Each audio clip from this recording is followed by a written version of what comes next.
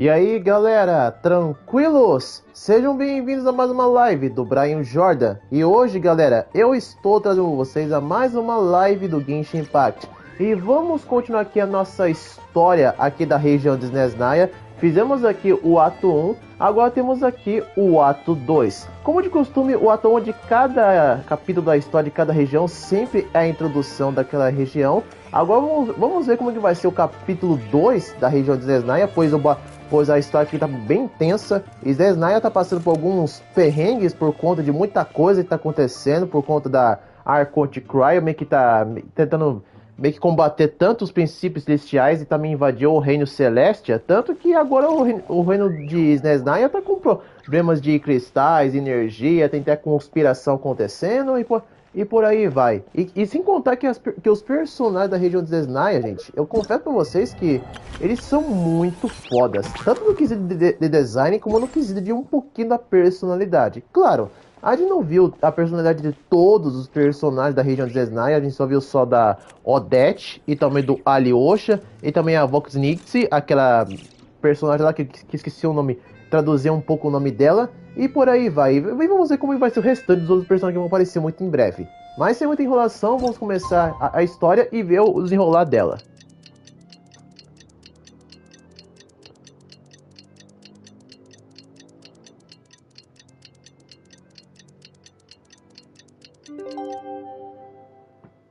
Beleza? E a Paimon já até acordou assim do nada. E sim, bora.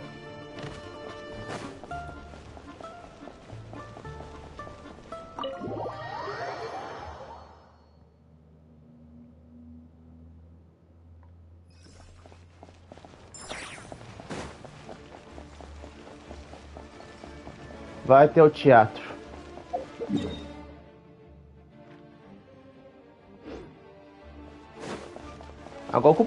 Agora o complicado de explorar a região de Snezhnaya vai ter essas grades aqui no meio. Na minha opinião, eu acho que a região de Snezhnaya é uma das regiões mais modernas do que as outras. Porque a maioria das outras regiões ainda estão presas no tempo. NINGUÉM, Nazuma, Mondstadt ainda estão presos de séculos atrás. Natan também. Sumero tem algumas suas partes modernas, mas estão evoluindo. Fontaine também tem suas partes modernas, mas também estão evoluindo. Principalmente Natlan ainda permanece com aquela parte de vislumbre de ser antigo. E mesma coisa, a região de Northquark que mistura tudo. Mistura coisas modernas, mistura coisas antigas e por aí vai. Já a região de Snezhnaya é uma das quase das mais modernas, porque tem trem, tem armas, tem tecnologia, tem quase tudo. Mas já no quesito de mechas e robôs, não é um deles.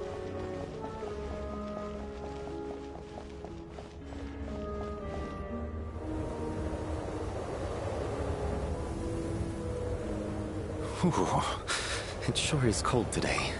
Here to see Odette? I just need to see your tickets for the preview. Perfect. Thank you. I'll hold on to your tickets.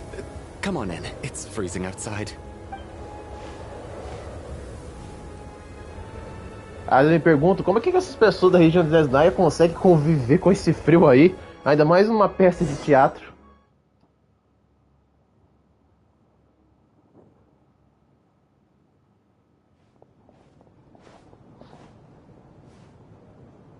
I think I'll leave the Lelek question until after the show's over. Then I'll go find Odette.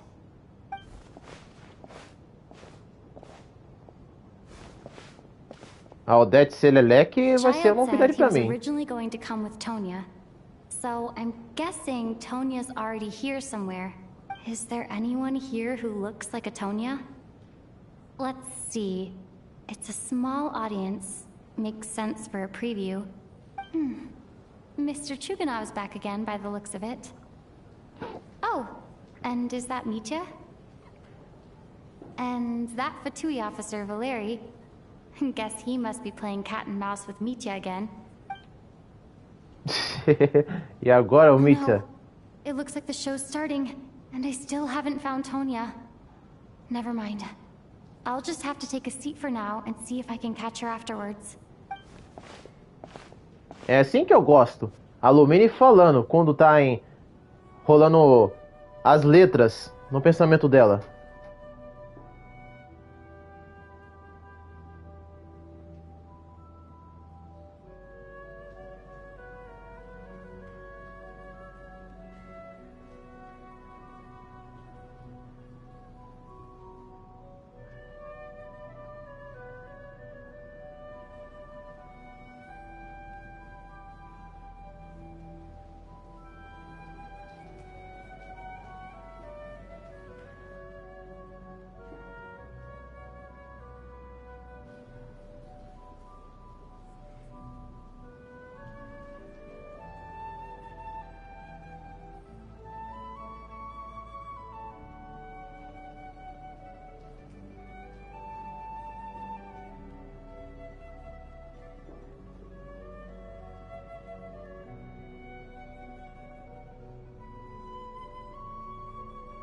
Até o Deck tinha parado no meio da dança. Hello, members of the audience. I'm a staff member here at the theater. Today's performance was a very special one for us, as it marks the first attempt in a long time to revive the classic Snezhnayan ballet. To commemorate this occasion, we would love to take a group photo of the cast, crew, and audience members present today. Could I kindly ask the audience to please come up onto the O stage? teatro tá bem vazio. O teatro tá bem vazio, quase ninguém apareceu pra assistir o show da Odette. Now, look at the camera. 1, 2, 3. Deixa eu ver mais de perto.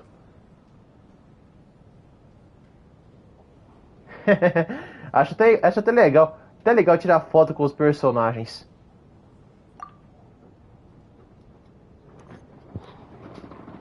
Are you quite satisfied, Mr. Energy Scientist? I rather hope you don't have any other escape plans to add to my workload today. What are you talking about, Sarge? This was simply my way of inviting you to watch Miss Odette's new show with me. And wasn't the performance spectacular?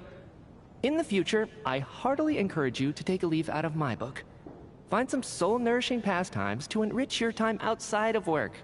It was indeed a fine performance, but I must correct you on one point. This is not time outside of work. These are working hours. Working hours and non-working hours are just a social construct. Human technology can never advance if we're too rigid in our thinking, Sarge. May we leave now? Already? I mean, I was kinda hoping to soak up the atmosphere for a little longer, but... No?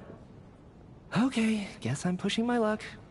Didn't seem like too much to ask, but off we go then, Sarge. Back to the land of working hours. Lead the way. Essa NPC é diferente. Porque eu nunca vi mais nenhuma outra NPC do que essa daí. Por que ela fez diferente dessa vez? That has to be her. She's the only person in the audience around Tonya's age. Excuse me?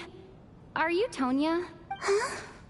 Your brother's busy today, so I took his ticket. Don't worry about him. He's fine.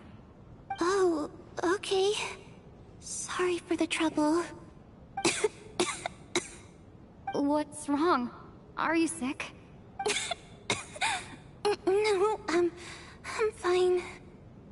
Maybe she caught a cold on the way here because of the weather?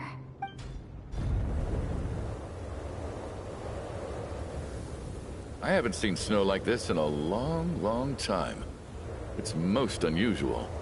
I know. It's completely white out there. You can barely see a thing. I've never seen such heavy snow in my life. Let's wait it out for now. You'd be lucky not to freeze to death in this weather, let alone find your way. Well, look at that. Maybe we shouldn't be in such a rush to get back after all. Let's wait and see. Why do you need to take it so seriously? Fate has Tá na cara que o Mita tá tentando enrolar ele para não ser preso. Come to think of it, there's a small inn not far from here that always keeps plenty of extra blankets on hand for guests. I know the route well. Shall I head over and borrow a few blankets? That way, anyone in a hurry can wrap up warm for the journey back.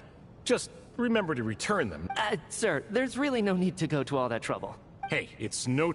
Ah, cala essa boca. What a kind gentleman. Very good. My wife and daughter are... So... Are you expecting us to go back to the Armory Palace wrapped in blankets too? Don't worry about that. I made arrangements in advance. Should I not return to the Armory Palace within 3.5 hours after Operation Showtime begins, an armed squad will be sent to collect us. They will escort us back. You are one of our key military personnel, so any weather-related risks must be eliminated. Operation Showtime? So, wait. Every single time you drag me back to work when I sneak out, I gotta say, you've really turned this into quite a moral dilemma for me. It's snowing pretty hard out there. I think you should stay here for now. You seem a little under the weather. Sure. My brother might come pick me up in a bit anyway. Time to get to work. I should head backstage and find Odette. I need to look her in the eye and ask her about Lelek. Excuse me, are you looking for someone? Ah, a fan, I'm guessing? Today is just a dress rehearsal, so Miss Odette won't be meeting with fans. She's Sorry, but that area is currently off limits to everyone except the cast and crew. Huh. Bad timing, I guess. Well, I might as well stick around. I doubt Odette will be leaving before the snow lets up in any case.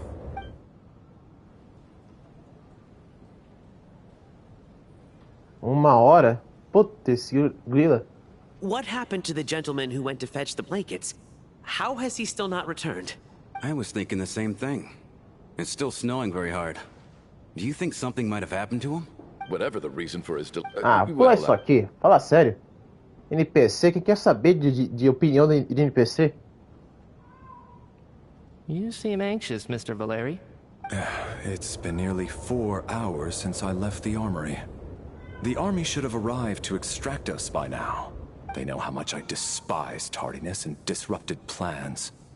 There's simply no reason that they shouldn't have shown up by now, barring exceptional circumstances. Surely a snowstorm like this one counts as such. Few things in this world can stop the Snezhnayan army, Mr. Mitya. And a snowstorm is certainly not one of them.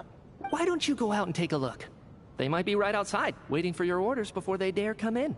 An absurd hypothesis. I have no intention of leaving your side for even a moment until I have escorted you back to the... This doesn't look like that guy who... A man-eating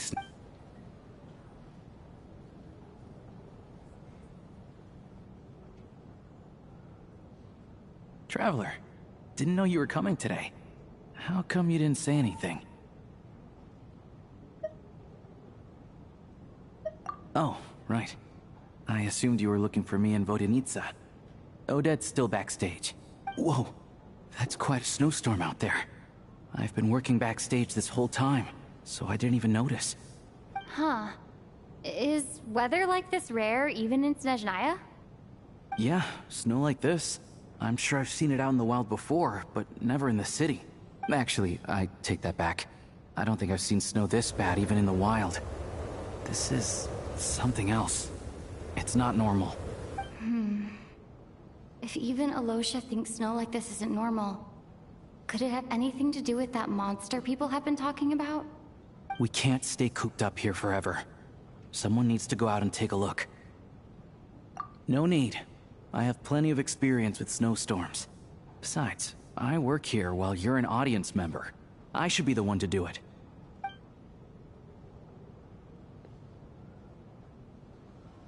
Everyone by the door. Careful not to let the snow soak into your shoes. In a snowstorm, you gotta... Heading out, my man? Thanks for the advice. Conversar com o NPC? Poxa, vai logo.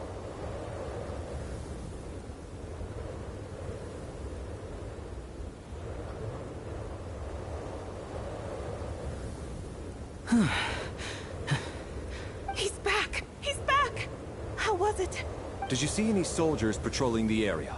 Something about this storm isn't right. There's no one out there. I didn't see a single soul. And something in the air gives me... This isn't your average snowstorm. I suspect it might be related to recent events in our nation. I strongly advise everyone to stay here until the snow dies down. Are you serious? So all of us are trapped here now? That sounds a little far-fetched to me. You want to go outside and see?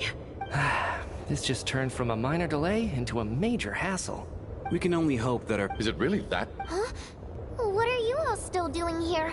Whoa! It's snowing hard! So now we're stuck here? Oh, this is terrible! Olha, uma coisa que tem que dizer.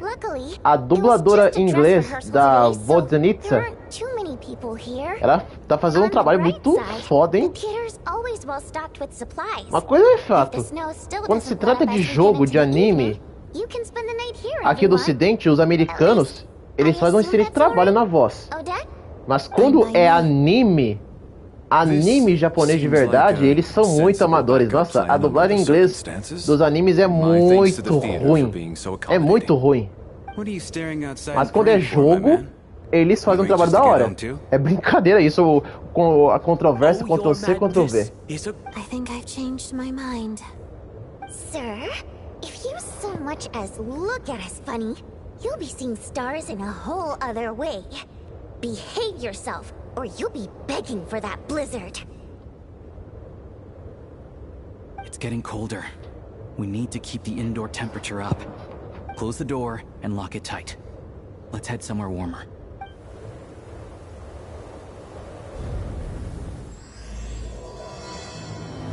Noturno dos Espíritos, Ato 2.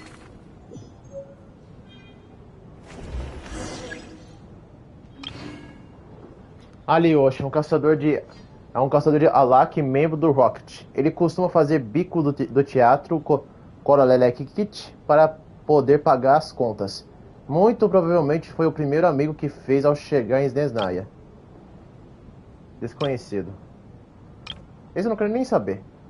Tonya, a irmã mais nova de Tatlag. Ele sempre fala dela, mas está em primeira vez que você a vê pessoalmente. Ah, a Tonya é a irmã do Tatagli. Entendi porque essa personagem tem um visual diferente. Engraçado que a Royoverse não tem o costume de trazer visuais únicos, exclusivos para cada NPC quando o assunto é parente dos personagens. Ele sempre faz aqueles visuais genéricos. A quarta tecida, uma viajante além das estrelas. Legal, mano. Conta qualquer detalhe dos personagens que estão nessa foto. Vamos saber disso.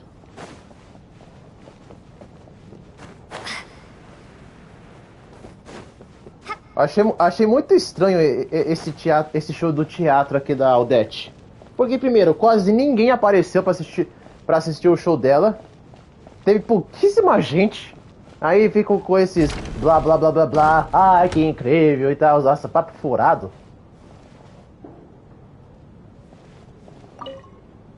And then o plano dos NPCs. Because nothing. Oh, look at that. And I am Chuganov. Are you really that Oh. Vou pular dos NPCs. Eles não valem nada no jogo. São só pra encher linguiça São só pra encher linguiça. My husband. That's the price of hello. Mas já a irmã do Child não tem problema. How are you feeling, Tonya? I'm fine. Sorry to worry you. I'm used to it by this point. I take medicine for it. Child must take great care of his sister. He's never mentioned Tonya's illness, though. You know, I actually find this whole thing kind of exciting. Stuck in a strange place thanks to a snowstorm. Having to spend the night with a bunch of interesting characters. Exactly. It's like one of those stories where an ordinary school trip turns into a magical adventure. I've always wanted something like that to happen in real life.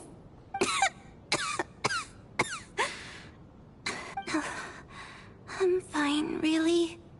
Just got a little overexcited. Look after yourself. Otherwise, your brother will come after me. Aí, é assim que tem que ser. A Lumine tem que falar, tem que interagir. Agora que não tem NPC, são só personagens. Beleza.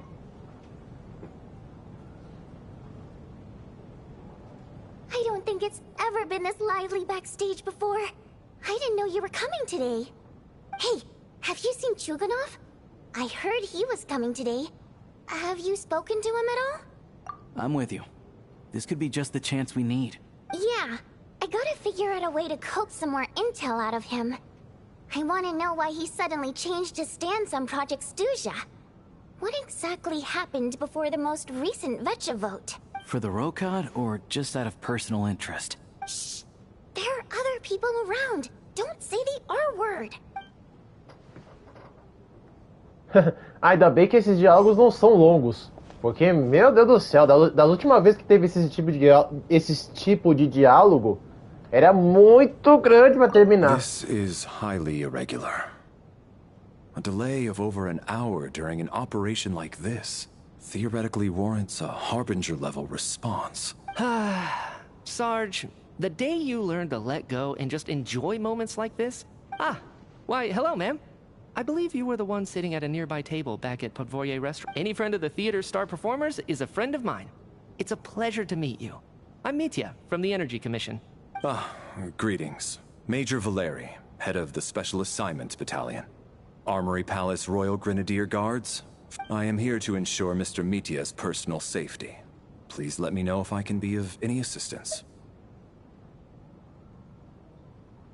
Já conhece ele. Miss Traveler, I cannot help but notice that Miss Odette is stealing glances at me. Any idea what that could be about? I've racked my brains, but I can't think of anything I might have done to offend her. Perhaps she noticed me spacing out during her performance? What? You mean I really did do something to upset her? Well, thanks for letting me know. So, Mr. Mitya, is your work related to Project Stuja? Yes, that's right. The higher-ups in the Fatui transferred me from the Energy Commission to the Armory Palace because they wanted me to... Really? I can't even talk about that? Pretty sure it counts as part of my private life. All right, I won't say anything. Sempre que o Mita fala, esse infeliz do cachecol censura a boca dele. Nossa, às vezes me dá até vontade de... Se eu tivesse dentro do jogo, eu poderia arrancar esse infeliz desse cachecol para ele começar a falar livremente sem esse cachecol ficar censurando ele. Agora, Odette, tô bem curioso por que ela tá encarando o viajante. I have to say, even though today was a rehearsal and there were some hiccups along the way, Miss Odette's performance was one of the best I've ever seen. I couldn't agree. Acho que a Odette não tá gostando disso. What about you? What did you think of today's performance?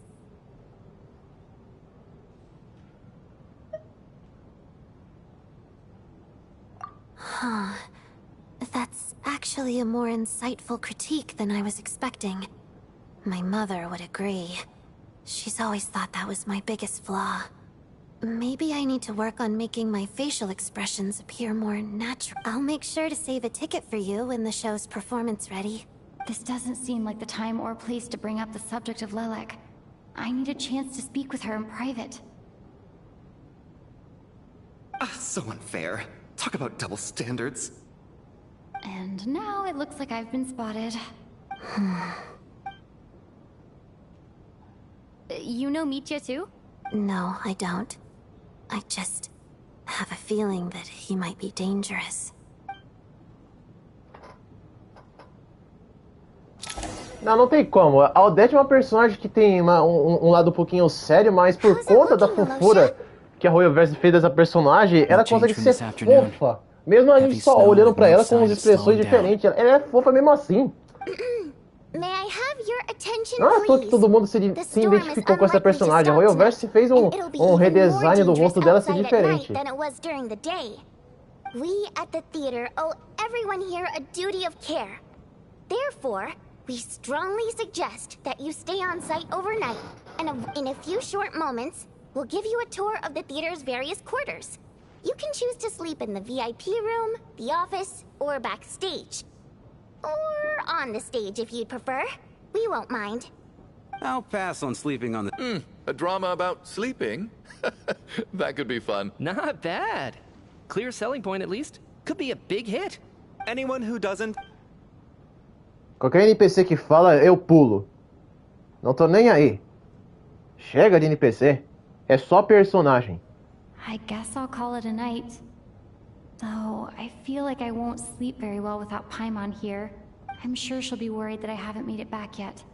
But as long as she looks out the window, she'll probably realize what's holding me up. I wonder if she's feeling any better yet? At least she hasn't been getting any worse. Still, I should try and get back first thing tomorrow morning.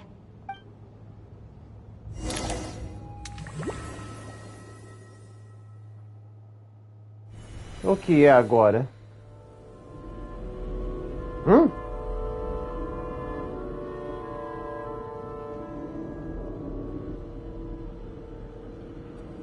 Por que toda vez que o viajante dorme tem um sonho e ela vai pra outra dimensão? Finally. Welcome back to the world of the living, lazy bones. I was about to wake you. The black mist is almost on us.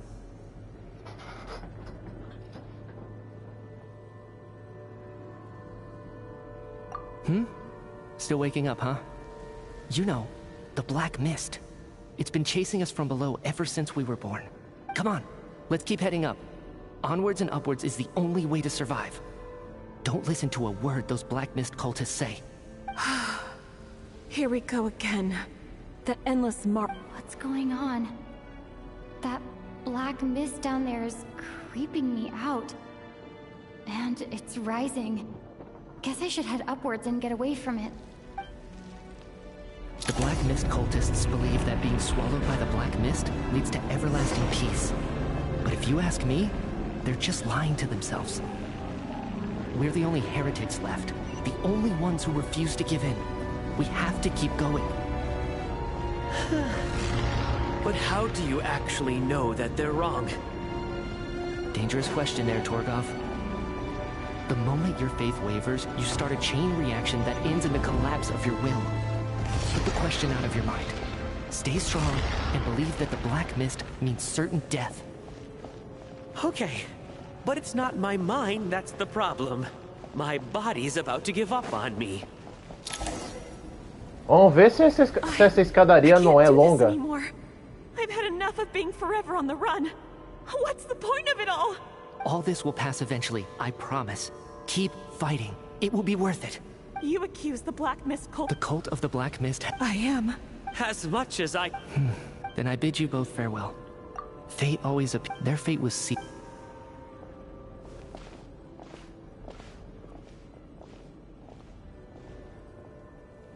Torgov and Sobolova are gone. I never thought the day would come when even they would be swallowed by the black mist. It's just you and me now. Yes, it looks like it's satisfied.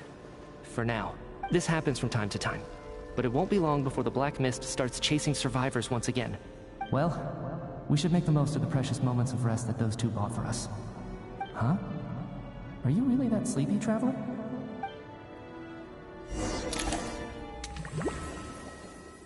Isso foi bem estranho.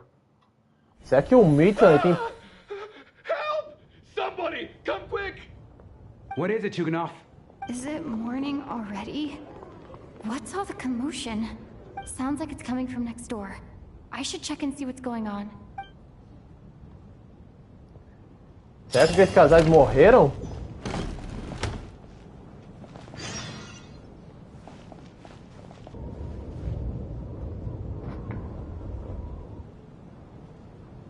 Hã? Ah, não vai dizer que vai estar censurado. Don't look, Miss Tonya. Stay here. Okay. What happened to them? Ih, morreram.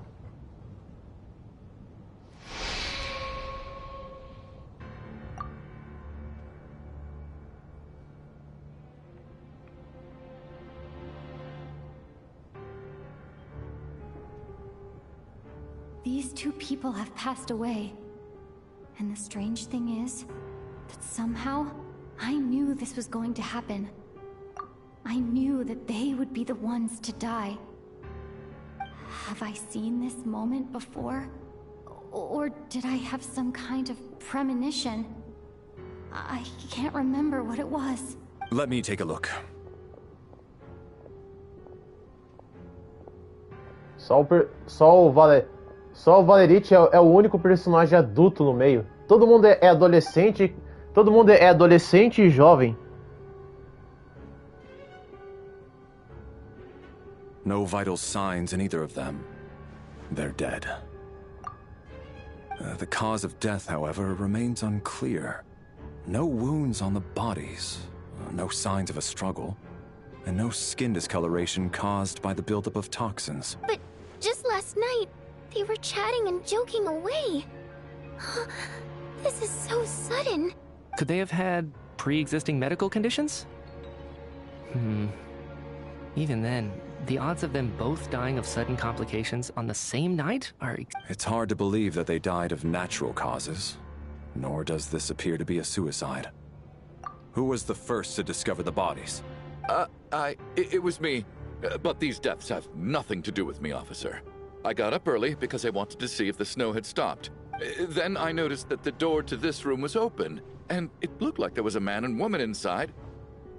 I just went over to see what was going on. I can corroborate this. I was doing my morning exercises near the stage. When I saw Mr. Chuganov heading this way, I followed him. I can also confirm that I didn't see a single person approach that room before him. The snowstorm was raging all night, and it's still going now. You mean an intruder? No, not possible. I slept by the door last night as a precaution. There's no way I wouldn't have noticed if anyone had tried to open it.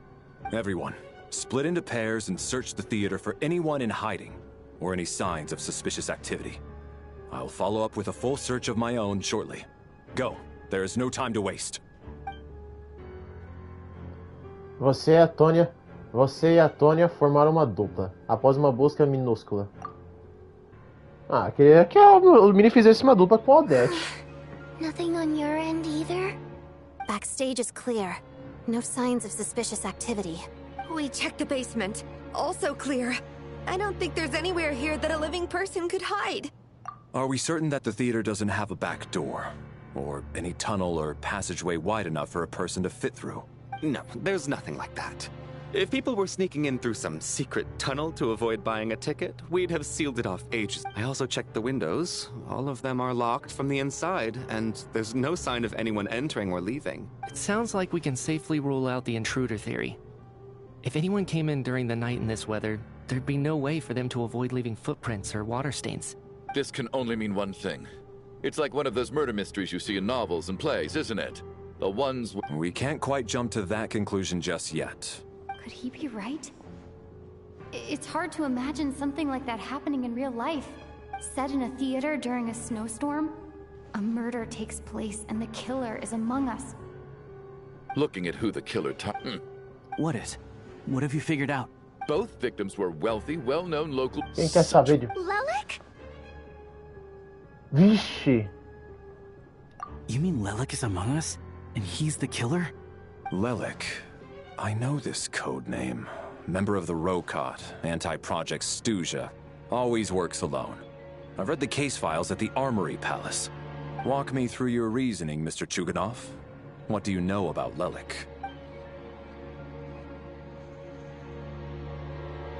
What now, huh? What now, Lelek? What more do you want from me? I already voted against projects. You snuck into my house the other day while I was asleep. Left a threatening letter. And I did all that you asked. But Project Stuja cannot be so easily shaken. Not with the rooster in charge. So he really was threatened by Lelek. That makes sense. And now you're resorting to murder to threaten me. Isn't that right? I knew it. The Rokot despises the rich. The lives of the wealthy are but refuse in your eyes. Show yourself! Which one of you is Lelek, Tell me! I'll do whatever you want! Just stop playing these mind games! Putz, que clichê. Is this really Lelek's doing?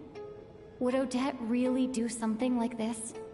If Odette really is Lelek, this seems out of character. then again, how well do I really know her? I'm probably the only one here with a compelling theory about Lelek's true identity. But if I reveal it now, I'll be putting Odette in the line of fire. What should I do? I don't think it's likely that Lelek killed anyone. At least from the stories I've heard. He's never killed anyone before. And his name has never come up in connection with any murder cases. Ah, Odette é o Lelek. É o Lelek, Odette. Porque a Vognitsa tá defendendo ele. Tá defendendo. Not his style at all. Vodianitsa doesn't know that Lelek might be Odette. But her assessment is pretty much identical to mine. Miss Vodianitsa, why do you suddenly feel the need to speak in Lelek's defense? Defense? Oh, no, it's just... I'm worried that we're jumping to conclusions here, so I wanted to share my point of view. Also, I don't think the Rokot is as bad as you're making it out to be. Well, if you think I'm so wrong, what's your theory then, Why don't you tell us who the killer is? The case is still evolving, Mr. Chuganov. Please do not prevent others from expressing their opinions so early on in the discussion. Even so, there's no denying that the recent threat received by Mr. Chuganov may well be an important clue. So there's still a good chance that Lelek is right here among us. I can't do this anymore. I don't care if it's still snowing outside, I have to get out of here. Whoa, take a beat. And whoever this As much as I regret having to say this, I'd like everyone to cooperate and refrain from exiting the premises until further notice. Because as things stand, every one of us is now... Unless anyone has further information to share, let's adjourn for now. Feel free to keep searching for clues, but make sure you don't go off alone.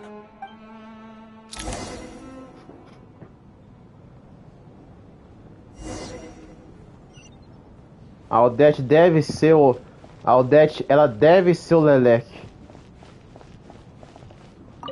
I still find it hard to believe there's a murderer among us. Just last night... There's no guarantee that you can trust your classmates. Especially not when you're locked up together. Why did they do this? Was it for money? Even then, they could have just kidnapped the people.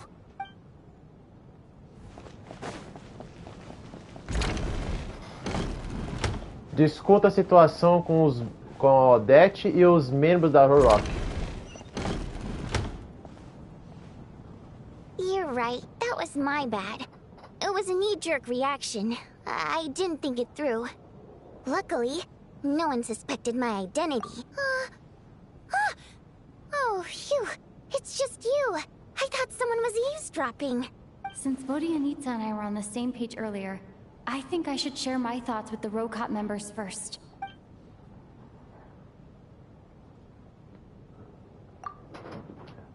Whoa. Are you serious? I don't know if this counts as gossip, but it's definitely on track to be the juiciest this whole year. Odette? Really? Odette? Oh god, how dumb does this make me look? Lelek has been right under my nose this whole time, and I didn't notice a thing. Actually, it's exactly what you'd expect. And now that you mention it, the more I think about it, the more sense it seems to make. It all adds up. What are we up to now? 1, 2, 3, 4... Odette's identities. She's my coworker, specifically a ballerina, and also a Fatuz, a member of the Rokot. Now, Lelek. It must be so exhausting. I guess since I've always known her as a member of the Fatui, it never even crossed my mind that she could be involved with the Rokot, let alone be Lelek. I don't understand. If she's with the Fatui, what reason could she have for being so opposed to Project Stusha? Probably best if you ask her that in person. Well, since you waited until now to bring this up instead of announcing it to everyone earlier, does that mean we're all on the same page here? Yeah.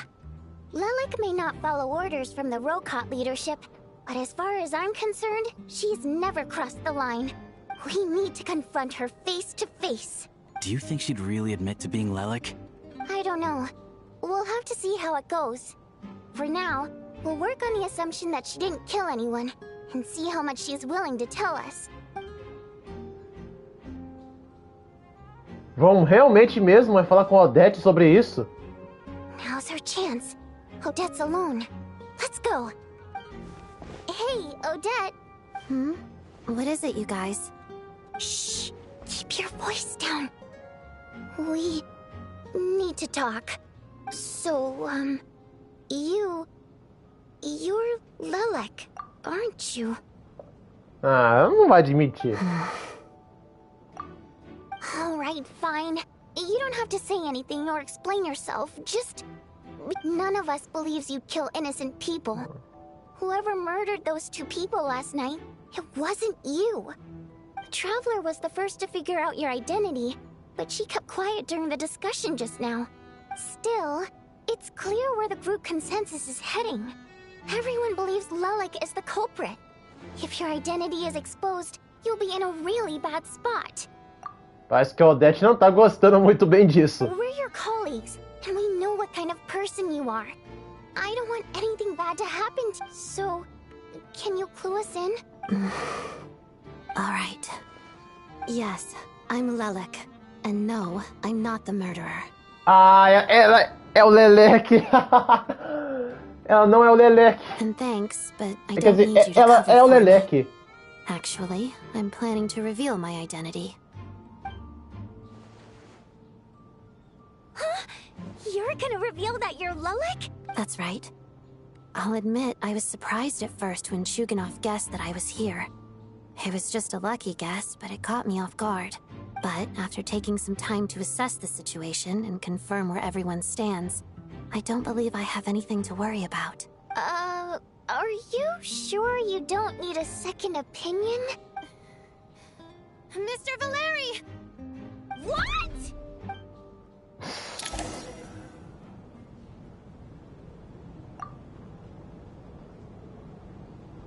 Ai. Ai. So, Odette is Lelek? Ai. Ai. O que vai acontecer agora? I don't know what game you're playing, but you've got a lot of nerve. It's just one identity. So what if it's exposed?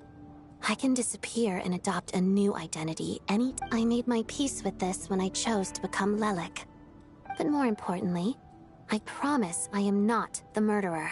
So, if anyone still insists that I did this, you'd best produce the evidence now. Otherwise, I suggest that you bite your tongue. Because if you really believe I killed 2 people without making a sound or leaving a trace, pointing fingers at me would surely only make you my next target. Olha, apesar da Odette ser bem fofinha, ela é bem inteligente. Is this really the truth, Miss Odette? That's confidence, all right. A real no-nonsense attitude. I can see why Marionette said that she's on track to inherit the title of the Fair Lady. Are you seriously buying this? Hey, officer! She just admitted to being Lelek. Aren't you going to do something about this? I do have one question, Miss Odette. Why have you chosen this moment to come forward and reveal your identity? If I didn't say anything, everyone would be focusing all their efforts on finding Lelek. And that is exactly what the real culprit wants. I don't want to be the scapegoat who lets the murderer get away with this crime. Despite all the accusations, she made the smart choice. A remarkable display of rational thinking under pressure. Clearly, Odette's talent extends far beyond the art of dance. She thought so far ahead. Ugh, why do I always feel like I'm one step behind her in everything? You've convinced me. Dealing with the murder case remains the top priority right now. Let's put the name Lelek and all related incidents aside until further notice. Nevertheless, the group still considers you the prime suspect. I assume you have no quarrel with that, Miss Odette? I understand. You're welcome to keep an eye on me around the clock. I have no objections. Mr. Chuganov? For my wife and daughter's sake, I'll let you off the hook for now. But don't think you're forgiven for breaking into my house and threatening me. Just wait till we get out of here, Lelek.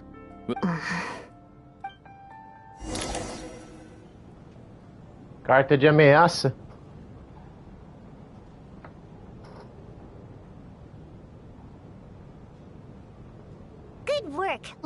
guard team, and Lelek too. Here, have some hot water. Turns out Valeri knew about my exploits, so now I've been told I have to guard Lelek with him. No final das contas, Valeri ficou sabendo das minhas conquistas, então agora eu sou... Shouldn't you be facing my way if you're guarding me? At the moment, it looks more like you're my bodyguards. If the true culprit is indeed still at large, as you have claimed, we must keep our guard up against them also. Don't worry, Tonya. We'll get through this. Once the snow stops, the officials will step in. The investigation will get easier, and then we'll be safe.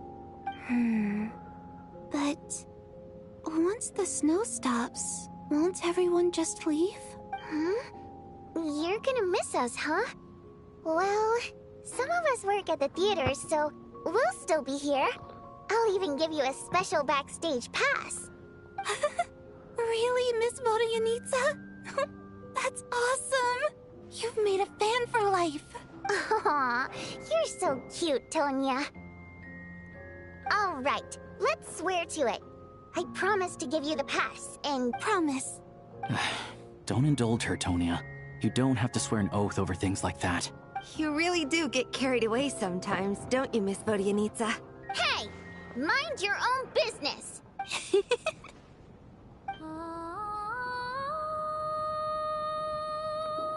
Mas isso é hora de cantar?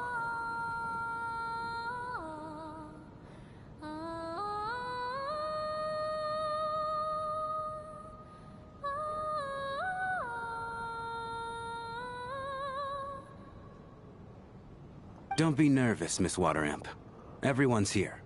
There's nothing to be afraid of. Excuse me? Do I look nervous? Don't be ridiculous. No. You sound nervous, lass. Oh.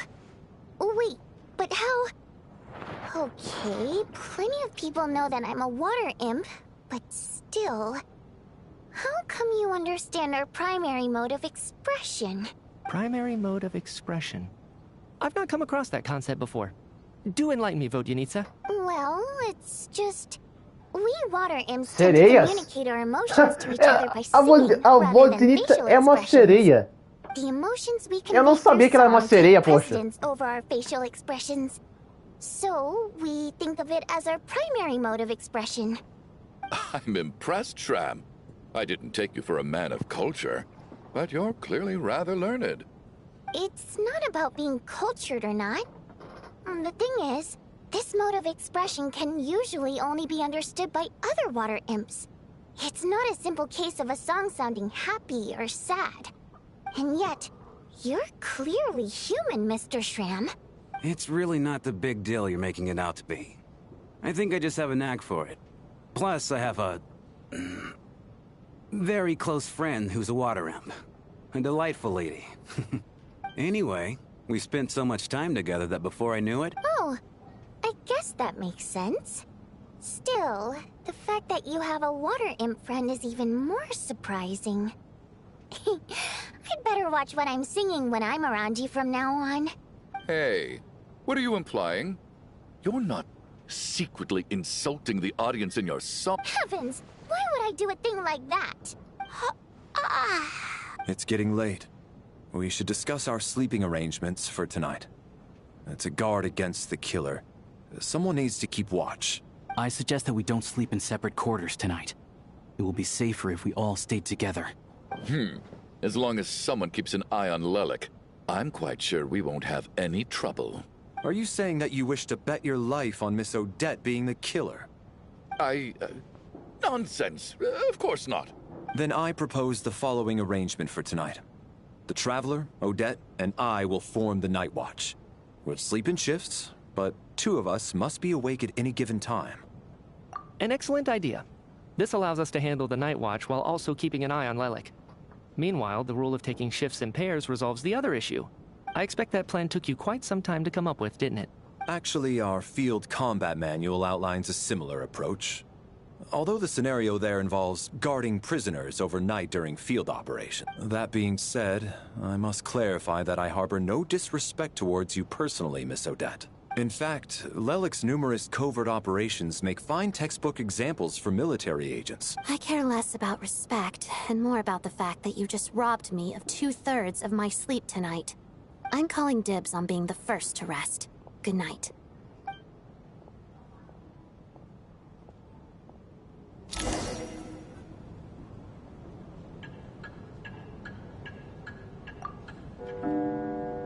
Todos dormem como se fosse uma peça absurda. Sem perceber, chega a hora de chega a hora da primeira troca de guarda. It's almost time. We should wake Odette. How are you faring? Oh, not going to argue with that. I'll take a quick nap. If you start to feel sleepy, wake me up anytime. It's finally time for Odette and I to share the night watch. I should wake her up.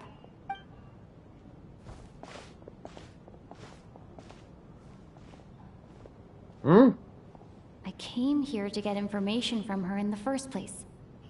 Maybe I should think about what questions I want to ask before she... How long are you gonna keep staring at me? Por quanto tempo você vai continuar me encarando? Couldn't sleep. My mind's been running haywire. Plus, there's something I've been meaning to talk to you about. I had a hunch that you wanted a conversation too. Let's take this chance to clear the air.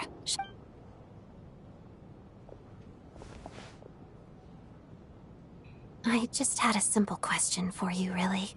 Rosaline, in her final moments, did she have any last words or anything?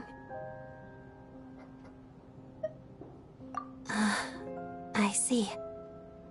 Well, that was all. I have no... She was utterly ruthless in pursuing her goals. That kind of person should be hard to miss. And yet, even though I never approved of her methods, and she was an abrasive person, the fact remains that I am indebted to her. Oh, she told you. I guess that makes sense. I think she and Rosaline were on pretty good terms. Yes. Rosaline wasn't the kind to gossip about this sort of thing. Not that it's any huge secret to me, though. When I was a child, I had to join the Fatui for the sake of my mother and me. I trained under Rosaline. It was extremely grueling. And it didn't exactly come naturally to me. All I could do was try to ignore the biting cold and practice. I was a newcomer who'd managed to make a good first impression on a harbinger. There was pressure to live up to her expectations. Every day was a struggle against the cold, pain, and fatigue. And most nights, I struggled to fall asleep. After enduring all that, I've become almost immune to the sensation of pain.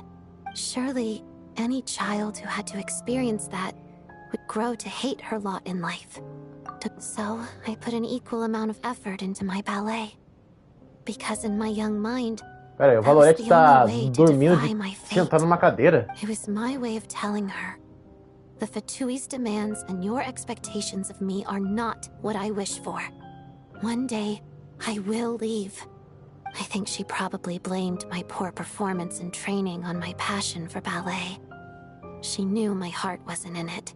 One time, when I was secretly practicing a dance at night, she suddenly showed up. I knew she was there to catch me red-handed. I told her, "You don't deserve to watch the dance I learned from my mother." She looked stunned. I guess she was surprised that I lashed out first, before she had the chance. But strangely enough, on that occasion, she wasn't fierce with me like she was during training. Instead, she fell silent for a moment. After that, she never interfered with my dancing or asked me how it was going. She never came to watch me dance again either. Not even once. She was. But even now, whenever I take out this core Ignis, I can't help but think of that night. Of the look on her face. Sort of. Although Gift might be too kind a term. This is her flame sealed within ice. A symbol of her favor, yes, but also her way of keeping an eye on people. Ah, agora entendi porque tem esse fogo dentro do gelo. Isso é muito mostrado na Lancigora. Quando a gente vai enfrentar a Lancigora de novo com uma boss, ela tem duas transformações. Uma que é o Cryo e outra que é o Pyro, que é o fogo. E quem viu aquele momento sabe muito bem que a Lancigora é congelada, ela se congela assim mesma, para depois virar fogo. With my sensitivity to pain being as dull as it is, the warmth from this core Ignis is one of the few things I still wonder. Did she really come to stop me that night? I wasn't sure, but I was scared, so I said some really awful things. I guess she didn't leave anything behind. Not that I expected her to. It's fine. It's just a bit of a shame that we couldn't settle our differences before the end.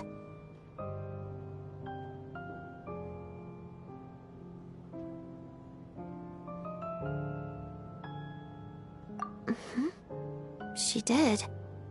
Are you sure she was talking about this event?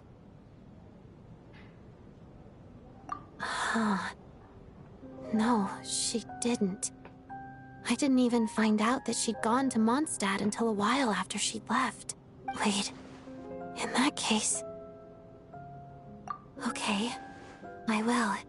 Thanks for letting me know. There's something I'm trying to figure out. I'm beginning to suspect that Paimon's mystery illness is being caused by the energy research behind Project Stuja. Paimon's very important to me, so I have to get to the bottom of this. I figured that since you're Lelek, the ultimate goal of this energy experiment is to create a weapon for the final battle. The weapon's construction was completed in Nodcry. Now, all that remains is to arm it with a sufficiently powerful energy. Yes, the weapon's development and all the related experiments are overseen by Lord Piero, the Jester, and the lab is located deep within the Armory Palace. I'm not sure why this experiment would be making Paimon feel unwell, though. The best way to get to the bottom of it would be to go there in person. Once we get out of here, I'll help you apply for an entry permit. And I'm hardly the organization's proudest member, as you know. You answered my question about Rosaline.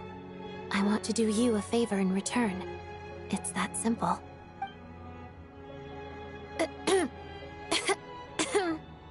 Huh?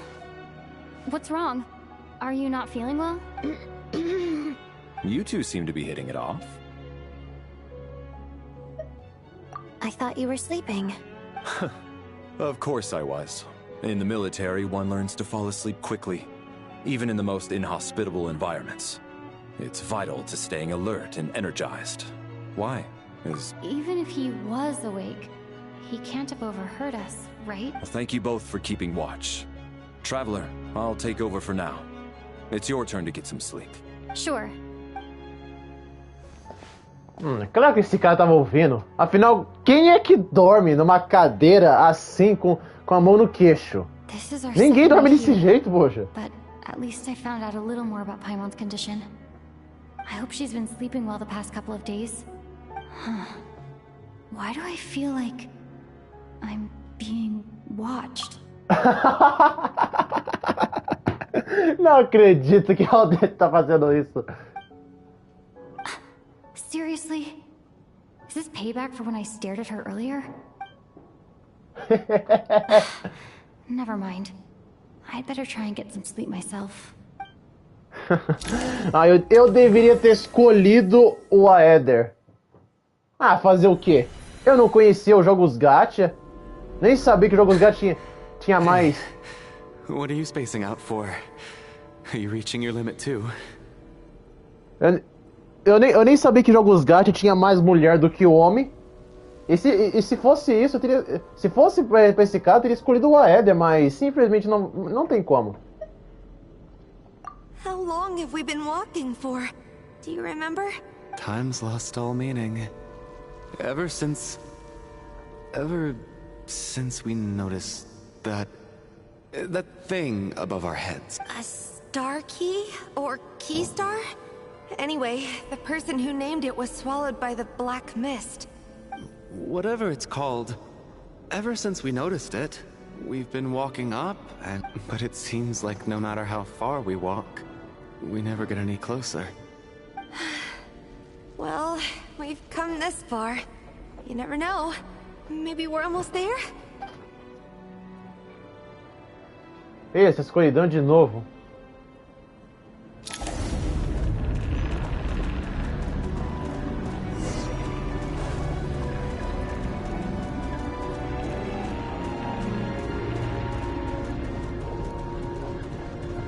Não.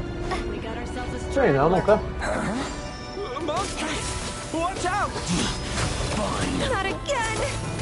Ah, esse aqui é o negócio de dardo que tava dizendo no jogo. Ah, entendi.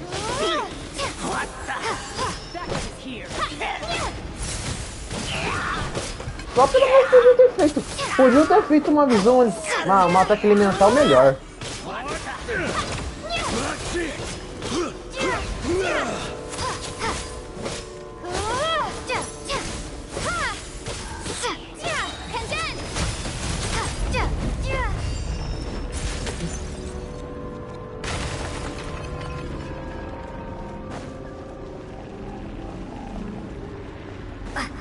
E aí na frente pra eliminar os monstros. Here they come again. Get ready. You wanna fight? Let's go. Gotcha.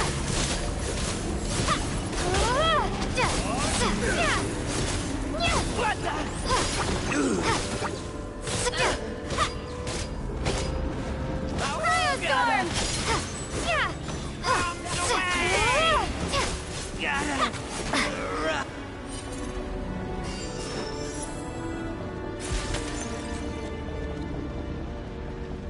Tomara que essa espada comece a aparecer a partir de agora nas cutscenes. Monsters ahead of us. The black mist behind us. It feels like there's no escape.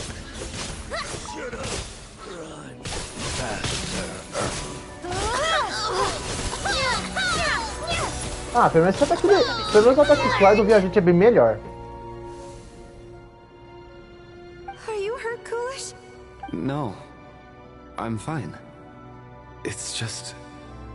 suddenly I don't want to walk any further. I get you. In fact, I reached my limit a long time ago. Sometimes it feels like there's hope where there shouldn't be. Yeah. The hope that the star gives us is the only thing keeping us going. But I'm not sure it's real at all. Otherwise, why would it always be out of reach? We know you mean well, but you're only saying that to try and encourage us to keep going, aren't you? Thank you, friend. But enough is enough. Please don't give me any more false hope. You're going to continue, aren't you? I admire that. I've given up, but I wish you the best.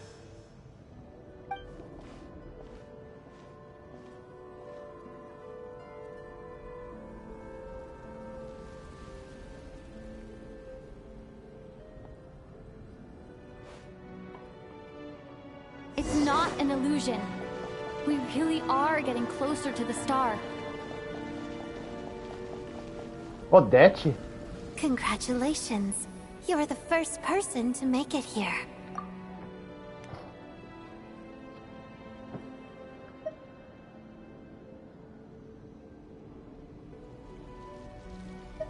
I'm the star's envoy. The black mist has stopped rising. Its hunger is satisfied for now, having devoured your two companions. This is a good opportunity. I'll let you get some rest before we continue.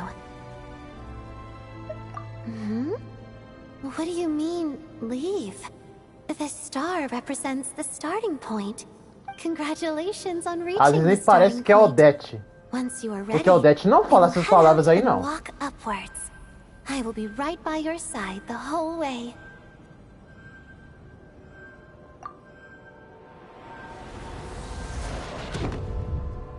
Huh?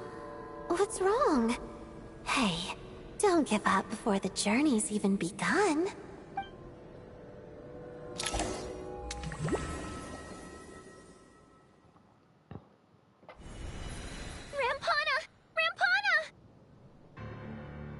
Is that Vodyanitsa's voice? What happened? Coolish, wake up! Please wake up! A brincadeira daquele dia. Sob uma peça de dormir no palco. Parece estar acontecendo agora. Ninguém imaginaria que seria uma tragédia. Todos cercaram os dois adormecidos no centro. Mas não precisou se aproximar, nem pensar, mas sabiam o que estava acontecendo. É como se alguém tivesse contado a resposta de antemão. Coliche, morto. Rampana, morto. The situation is identical to that of the 2 casualties yesterday. We cannot ascertain the cause of death. At least there are some elements that we can rule out this time. They slept on the stage with everyone else. So I suppose the surrounding environment can't be a relevant variable. Rampana. Coolish. Weren't some of us keeping watch last night? 3 of us, in fact. How could you not notice something was wrong? I'm as confused as you are. Certainly nothing unusual happened on my watch. Likewise, and from what I've observed so far, both Miss Odette and the Traveler can be trusted. To be honest, I didn't get a wink of sleep last night. I couldn't help but think I was the target, so I just laid there with my eyes closed. I heard the Traveler and Lelik chatting, but otherwise I don't recall hearing any commotion during the night. Me too. I didn't want to wake everyone up, so I was concentrating hard, trying not to cough. I hardly slept at all. If anything had happened, I'm sure I would have noticed. Then, what could possibly be causing this? Once was bad enough. I can't believe it happened again.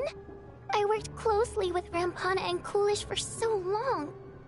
I never imagined that one day they'd... And on the stage of all places... Vodyanitsa. 4 victims in just 2 days, and we still don't have a single lead. I need to get to the bottom of this as soon as possible. And above all, keep Tonya safe. I'd never be able to look Child in the eye again otherwise. Still snowing? Yes, I just checked. Still no sign of anyone outside either. So we only have ourselves to rely on. If you ask me, this killer can clearly strike whenever they please. The Night Watch was a useless endeavor from the start. Lelik must be an expert in poisoning. Clearly she used some poison that can't be detected on the corpse. Here we go again. Listen, I was already thinking to myself last night, was Lelik's reason for revealing her identity the real story? Well, now I have my answer. She's been playing us for fools. You get off on this, don't you? Revealing your identity, only to carry on with your killing spree? That's a hideous thought. One that only a hideous mind like yours could dream up. How dare you! That's enough! Yesterday, you named Lelik as a suspect because the victims were both wealthy merchants. Lelik might have had a motive then, but today's victims were just ordinary people. Not to mention that they were colleagues of Odette and mine. What reason would she have to murder them? Let me guess. Just to scare you? Who knows? Maybe you don't know her as well as you think. I implore you all to ask yourselves, how many people are there really in this world that have what it takes to kill another person? Lelik is well known to be a ruthless operator, and now she has revealed her identity. How could it be any more obvious? Everything you've said so far is still just conjecture, which doesn't constitute a concrete lead. You need to back up your claims with some evidence. How can you defend her, officer? What did she say to you while you were on night watch? Maybe I shouldn't be so surprised. You military types are always colluding with criminals to target the rich. All so you can get your grubby paws on our hard-earned fortunes. Then tell us to fall in line. The Fatui, the Druzhna, and the Rokot. Thugs, the lot of you. Don't you dare. Sir, but you were the one who told us not to stop other people from expressing their opinions yesterday. 4 people have already died. Only yesterday I was chatting with Mr. Coolish. Turning against one another is the last thing we should be doing right now. Little girl. Even if Mr. Chuganov is a puffed-up, pig-headed windbag who doesn't have a clue what he's talking about. Eu detesto esse... I had no intention of resorting to violence. But you're right, Miss Tonya. I ought not prevent him from speaking his mind. In any case, I believe Mr. Chuganov has calmed down a little now. I don't think there's any need for that. What is there to discuss? Nothing about this situation is normal. Did you have an idea, Mitya? You're the brainiac here, right? Come on, clue us in. I've been mulling something over. All the leads we have so far concern things from outside the theater. Miss Odette's alter ego, the threats Mr. Chuganov received, but then there's the 2 double murder crime scenes themselves, which have given us absolutely nothing to go on whatsoever. That's highly unusual. Even with the most careful killers, there's always some evidence left behind. So what are you suggesting? I think this could be a supernatural event. It isn't characteristic of human-on-human homicide at all. Correct me if I'm wrong, but aren't you supposed to be a scientist? That doesn't sound like a conclusion someone like you is supposed to make. I got into scientific research because of my insatiable curiosity. But if the present situation defies all known scientific explanations, I don't mind shifting my curiosity toward the paranormal instead. Now that you mention it, I remember when I first came to the theater. I heard rumors about this place being haunted. Haunted? Yeah, I think I heard the same thing. But I mean, they're only rumors, right? We've worked here for years. Well, this has taken an unexpected turn. A haunted theater? If Paimon were here, she'd probably be hiding behind me in fear right now. Why don't we take Sério que a Lumine foi pensar disso do que numa situação importante? Different perspective will help us see something different. Very well. Whether it's criminals or ghosts we're looking for, the same rules apply. Everyone...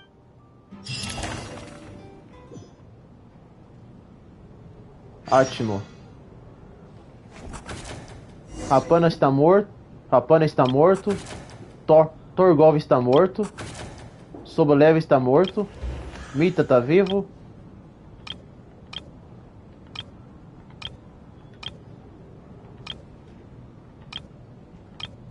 Coliche está morto.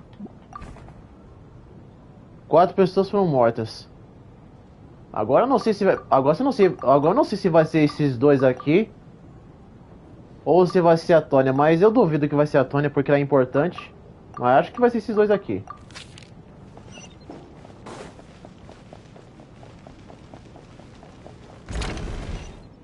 É, gente, a situação não tá nada bem.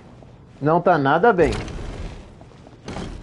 A Lumine entra no mundo sobrenatural, mas aí ela volta pro mundo real e fica sem as memórias. Did you find anything? Not yet. Mas aí do nada as pessoas desistem subindo uma escada e depois morrem na escuridão e por aí vai. Are we supposed to be looking for something paranormal? I think I'd prefer teaming up with you than looking around on my own. This looks like somebody's notebook. Shall we read it together?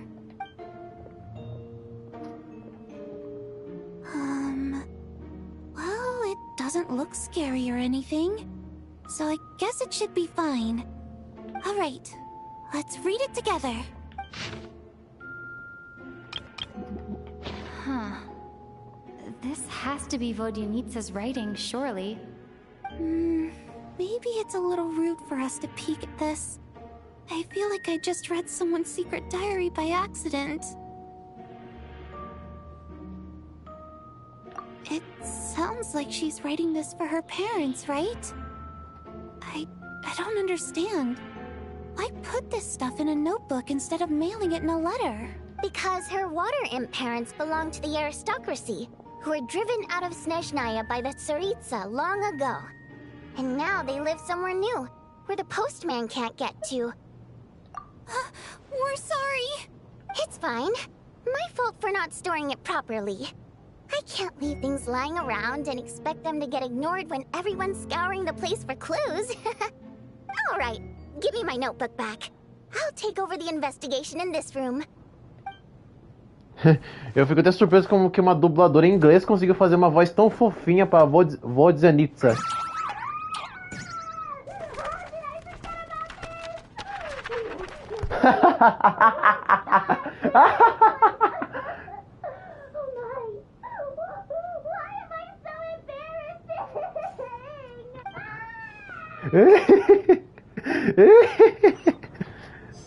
Olha, achei engraçada essa cena aí.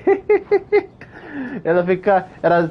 Ela bancar baixando assim, de que não tá brava, se no final. Tá brava. Passou vergonha. Que personagem divertida. Ah, Traveler. Since you're here, come take a look at this. Alosha found it. We're both curious to hear your perspective. It appears to be an investigation report. And the focus of the investigation was the rumors of haunting we heard about earlier. An investigation report, huh? Looks quite old. Huh. This person's name looks to be of Sumeru origin to me. Was the investigator from Sumeru? The theater manager must have hired an investigator once specifically to look into this issue. But it doesn't look like anyone ever looked at the report. Presumably, the manager wanted to know if the supposed haunting was dangerous, while also being fearful of word getting out in case it affected the theater's business. Anyway, the bottom line is, the haunting is actually real after all. It's caused by an obstruction in the ley lines. Is there any chance this is the key to finally making some progress with the murder cases? Ley line problems are pretty unexceptional to me by this point. And while it certainly offers an explanation for the ghosts, it's hard to imagine what connection it could have to these two murder cases. Some of the language that appears at the very end of the report caught my eye. Angel civilization, ley line renovation? My area of research doesn't touch on any of that, so it's completely outside of my wheelhouse. Huh? A piece of paper just fell out from the report. It landed right by your feet.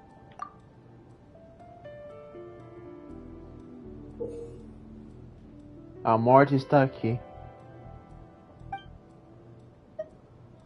How unnerving.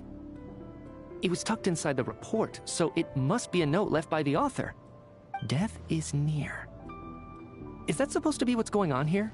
But if so, how did the author foresee it? Could he predict the future somehow? Maybe things are more complicated than we thought. No, wait a second. If we take the report and the note at face value, they completely contradict one another. The report definitively concludes that the hauntings in the theater are harmless and cannot affect the real world. But the note seems to be warning of potential danger. The question is, what exactly does the note mean by death?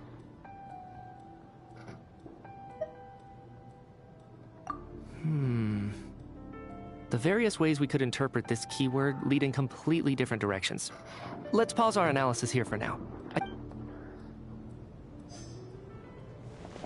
É muito bom. É muito bom ver dois rapazes ali trabalhando no jogo. Pelo menos dessa vez da região de Snezhnaya, mas uma região como Snezhnaya, não tem só mais mulher do que homem. Porque tem região que tem, pelo amor de Deus, tem mais mulher do que homem. Valeri, come take a look at this. You too, Traveler. Some sort of notebook. It's the on-duty logbook for the theater. Kulish was the main person to use it. He mostly used it to record any unusual incidents during a show, audience numbers, exit times, and so on. Yes, He'd always have this logbook with him when he checked tickets at the entrance. This should confirm a lot of key details about the recent show. So, you find anything unusual? Yes. The number of people. I've checked and double-checked, but the numbers just don't match what's recorded in the logbook. Apparently, we have an extra person among us. Are we certain that logbook is accurate? Could someone have sneaked in without buying a ticket or something? Unlikely.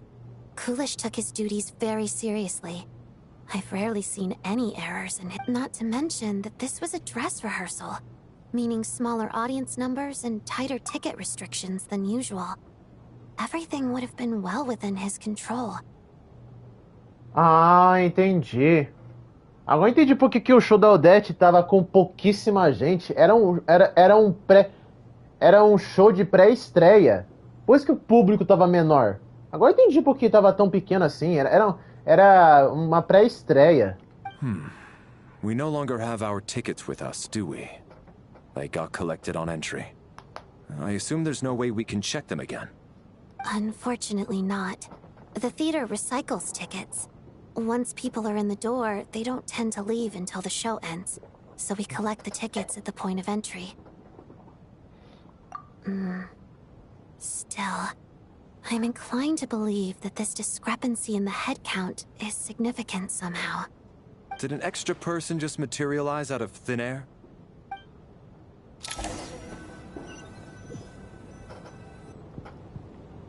If we take all this together, it's not impossible, is it?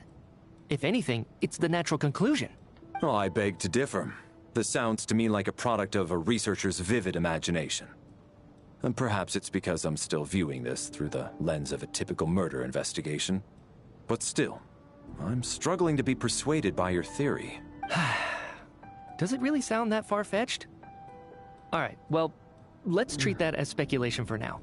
I do agree with what you've said, so let's go with your idea for now. Good. Okay, now that we finally have some meaningful leads, I think it's time to reconvene. Let's get the others.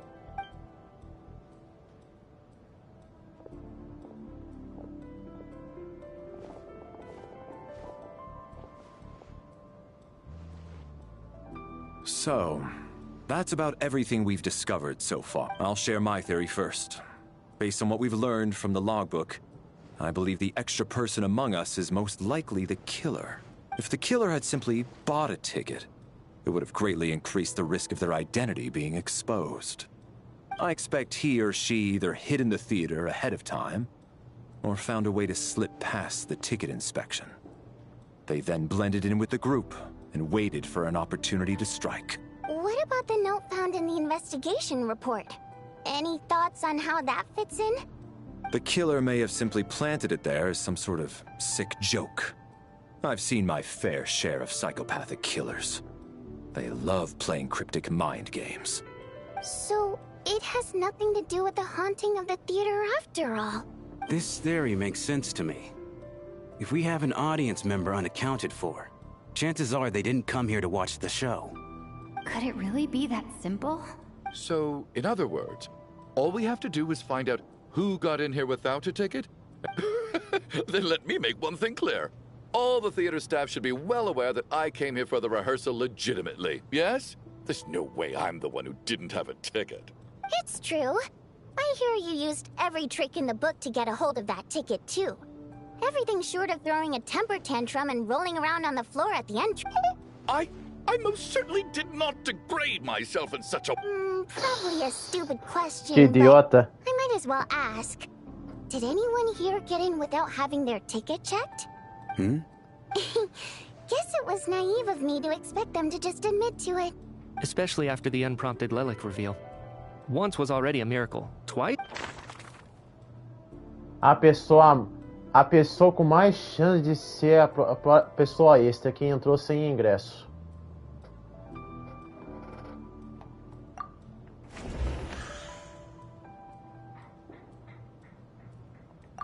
As things stand, the audience head count doesn't add up. Eu acho que é esse cara aqui. I don't believe any of us here knew Shram before all this. If no one can verify Shram's identity... Não, não é ele. Ah, ele sim! Mr. Schramm, did you really go through the ticket inspection to get in here? Huh? Me? Why am I being singled out, my friend? Do I seem that suspicious? It's not that you stand out as suspicious. More that everyone else has been ruled out as trustworthy. Okay. Well, we spent the best part of 2 days together now. So I'm sure you can all tell what kind of person I am. I'm a true gentleman. I never... Yeah, I have no doubt that you're a good person. But the problem is, none of us here actually know you, so no one can say for sure that you are... Although, actually, what was it you said last night? Yeah, you're friends with that water imp, which is why you understand our primary mode of expression. Last time I checked, there were barely any of us remaining in Snezhnaya, since most of the water imps left. Could you tell me a little bit more about your friend? And I suppose it's also kind of a way for everyone else to get to know you a little better.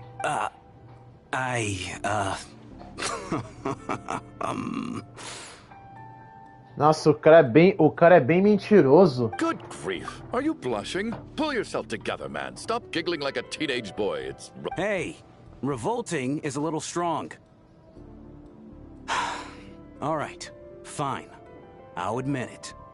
That water imp friend of mine, that was just the bodyguard hired by our family. But the stars must have aligned, because sparks began to fly. We don't need details.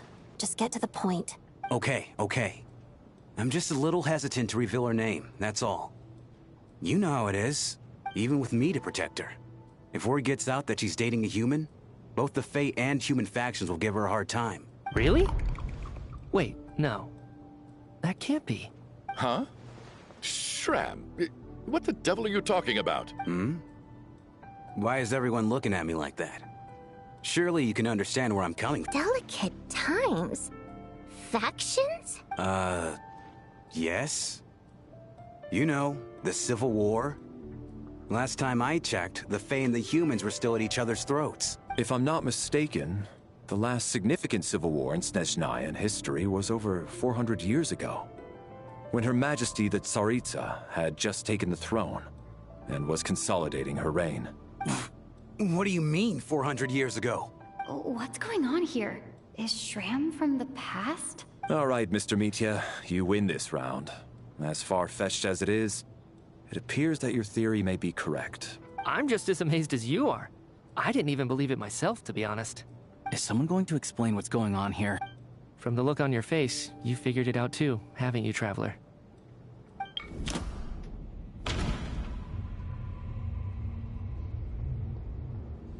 Opção. Segundo os registros de tarefas do teatro, parece ter tido uma pessoa extra.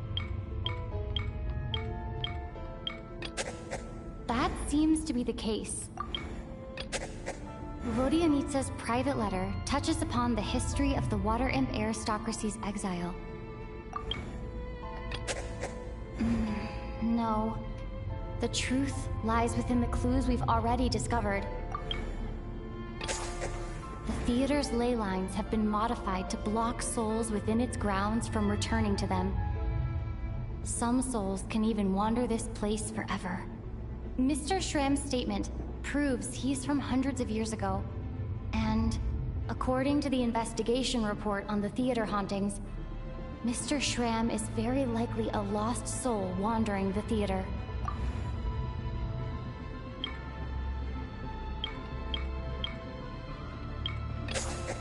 For some unknown reason, the soul that has been wandering the theater due to the leyline issues has joined our group and blended in. Nossa, parece que o Doutor causou grande estrago nas linhas lei. Doesn't match the number of people present.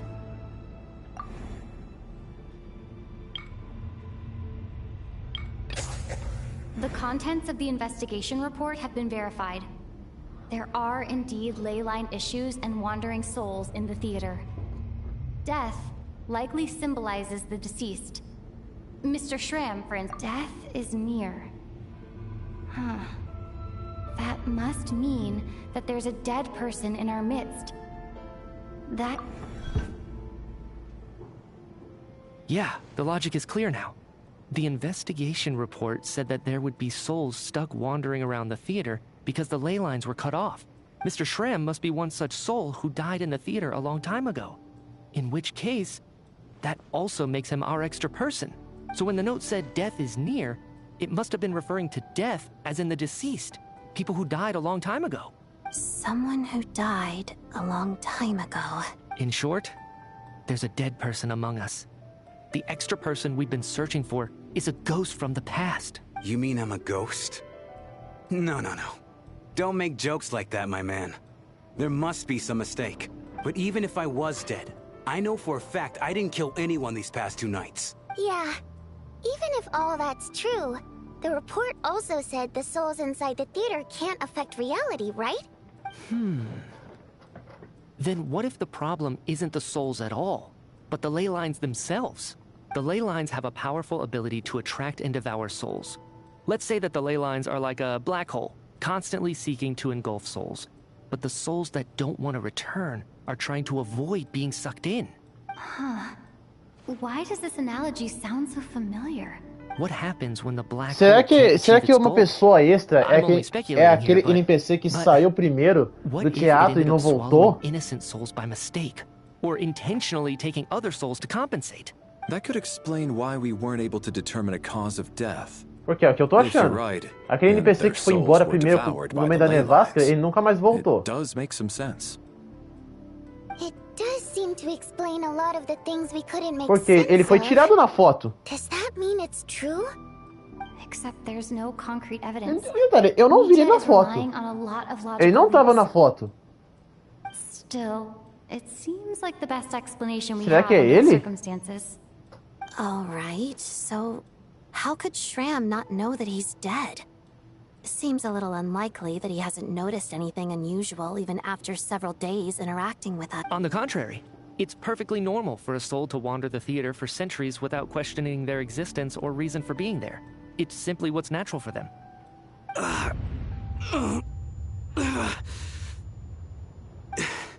You know what, Mr. Brainiac? I think you might actually be right after all. I'm trying to remember and... even though my head feels like it's going to explode, I think... it's all coming back to me.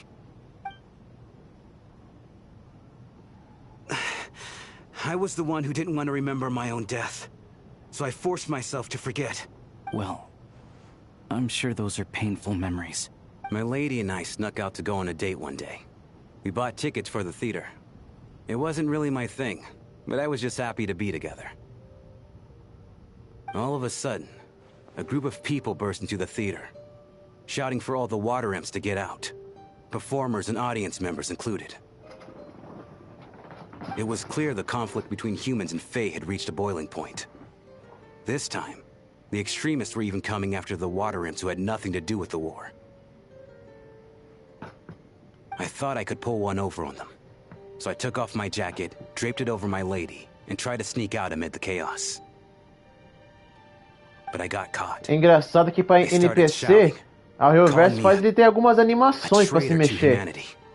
Mas já fazer um design bem legal não fazem. Só fazem quando querem. A Tonya, que é a irmã mais nova do Child, é a prova disso. Fizeram ela ser diferente.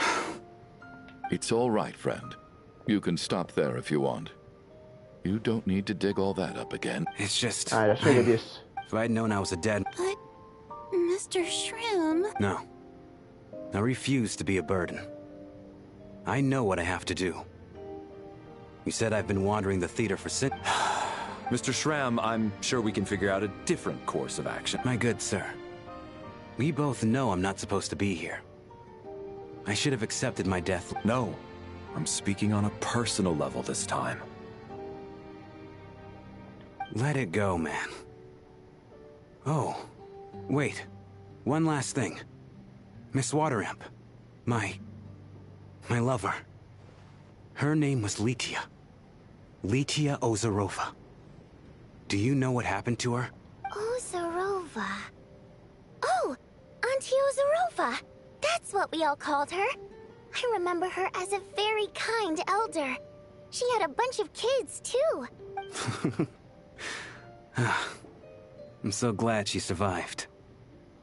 And she had lots of kids? Good. That's... Ela teve filhos. I could hardly expect her to stay single just because of what happened to me, right? As long as she went on to be happy. That's all that matters. Besides, I'm dead.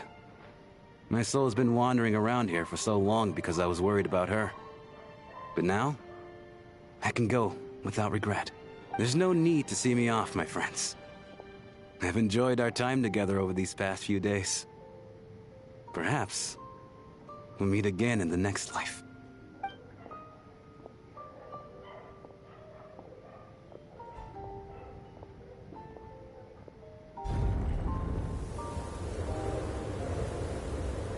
Take care, my man.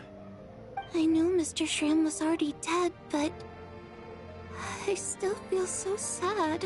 Death is cruel, no matter how we might try to make sense of it. So, was the conflict between Fae and humans really that bad back then? I was only little, so I don't remember much.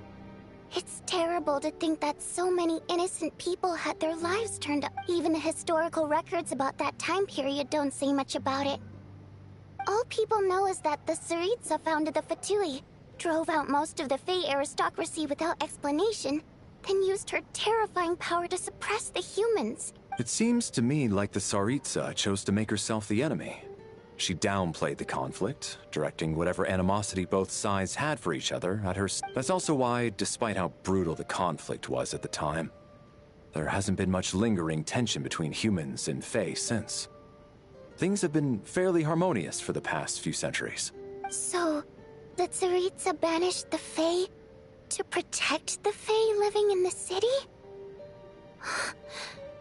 She offered herself up to be hated in exchange for peace. Maybe it's not quite as bad as it sounds. I don't think Her Majesty is too concerned if mortals hate her or not.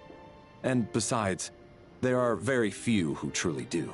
All this time, I had no idea. All right. Por isso que eu disse na minha live anterior que a Tsaritsa não é uma pessoa má, não é uma entidade má.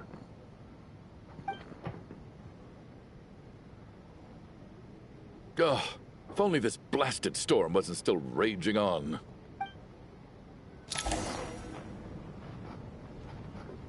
Acho que isso aqui tá longe de acabar. Tô bem curioso pra ver se... Quando as pessoas verem mais esse capítulo, mais desse parte do ato, essa parte do ato, não vão ficar dizendo que foi uma história chata. Porque quando eu vi isso na região de Nathan, lá na prisão, todo mundo ficou decepcionado.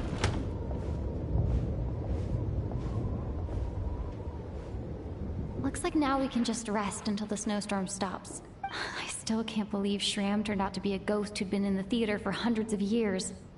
To think he was dead this whole time. What a strange turn of events. Knock, knock. Hmm? Knock, knock. You know the door isn't closed, right? You don't have to knock. Think of it as a signal, then. When I'm entering someone else's room and I knock, I'm here as Odette. If I don't knock, it's Lelik. Thanks.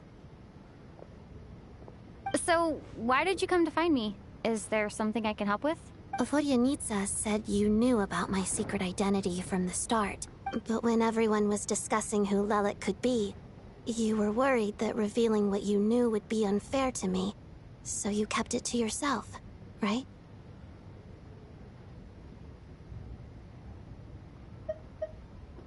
Yes. I'm extremely grateful for that. It's nothing. I mean, you didn't hold what happened to the Senora against me, so I should thank you for that as well. Não foi nada. Digo, você não teve nenhum rancor pelo que houve entre eu e a nossa Sigora. Actually, there's something else as well. I found myself in a situation similar to the one you were in when you helped conceal my identity. So I thought I'd come and ask you for advice. It's about Mitya. Before all of this, the last time I saw him, he was dead. As I'm sure you know, my goal as Lelik was to stop Project Stuja. Well, when I found out the tech lead for the experiment behind Project Stuja was Mitya, I immediately started planning to track him down and threaten him to back out. I often saw him around the... but I soon concluded that making my move there would risk exposing my identity. So I decided to infiltrate the Armory Palace and go directly to his lab. That way, the threat would be much more effective. Well, I suppose there was a bit of luck involved, but I am a Fatus, so I already had some familiarity with the building's layout. But when I finally made it to his lab, Mitya seemed to be dead. Pera aí, o Mitya, ele está morto? Mas como assim? Ele tá na nossa frente o tempo todo? I checked his breathing and his pulse. He had no vital signs whatsoever. I'm certain of that. I thought maybe another anti-Project Stuja activist had beaten me to it, and chosen a much more brutal method.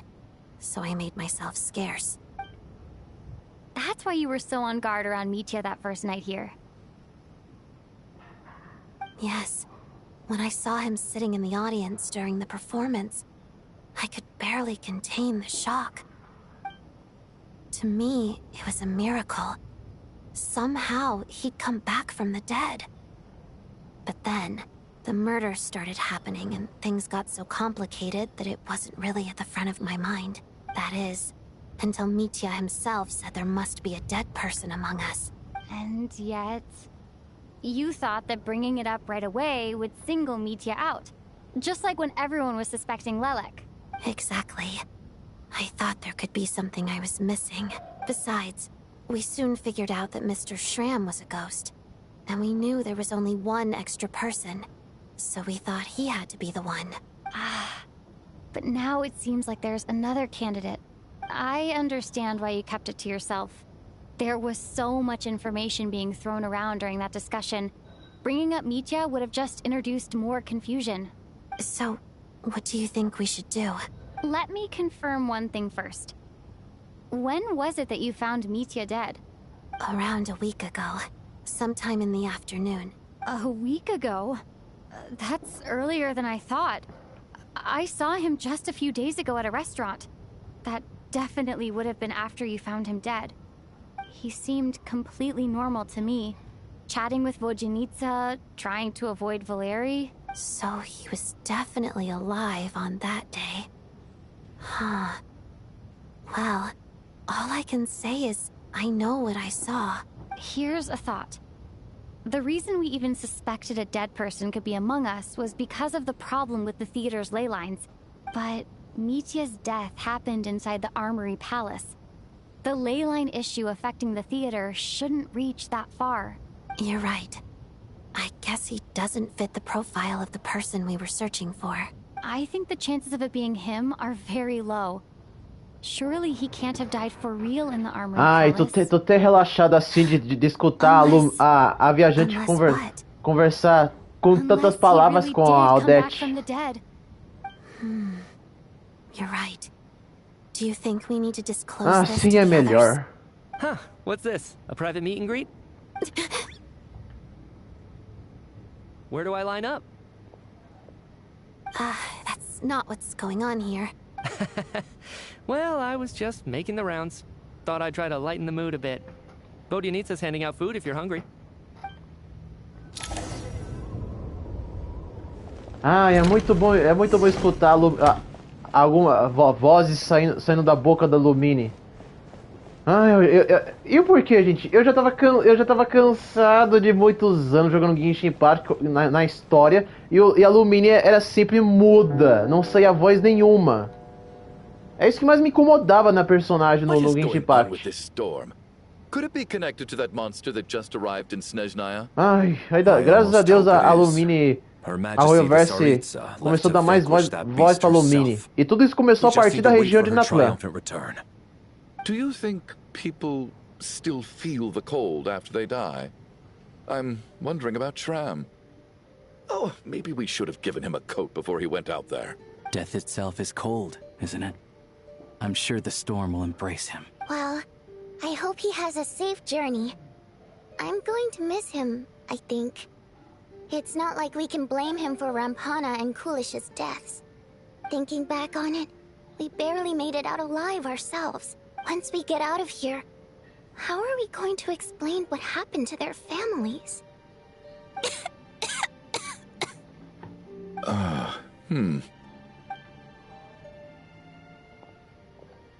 Are you okay? Here, take this. I've never used it. Thanks. Look who's Mr. Nice Guy all of a sudden. Is it because Tonya stood up for you this morning? At least you know how to return a favor.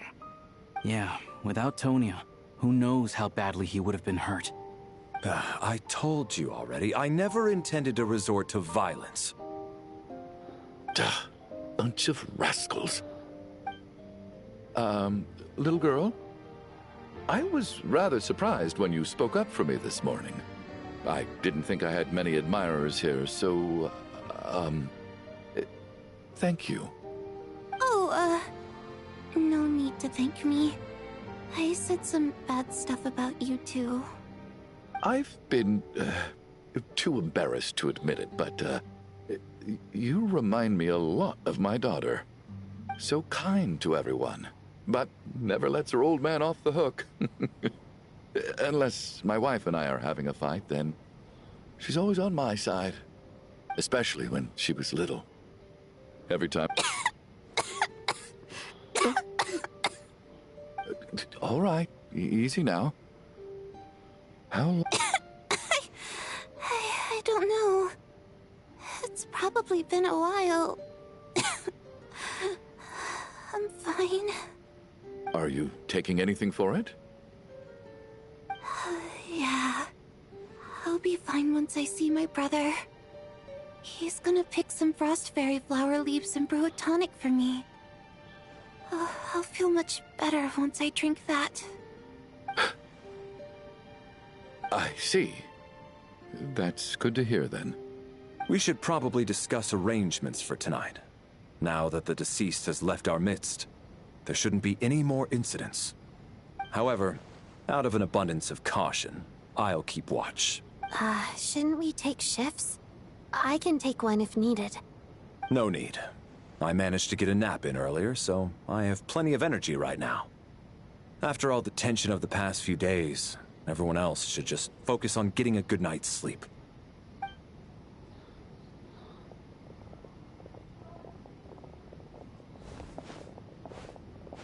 What a long day.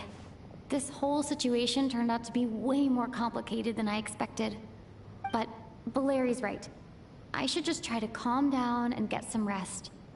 The last thing I want is to give myself nightmares.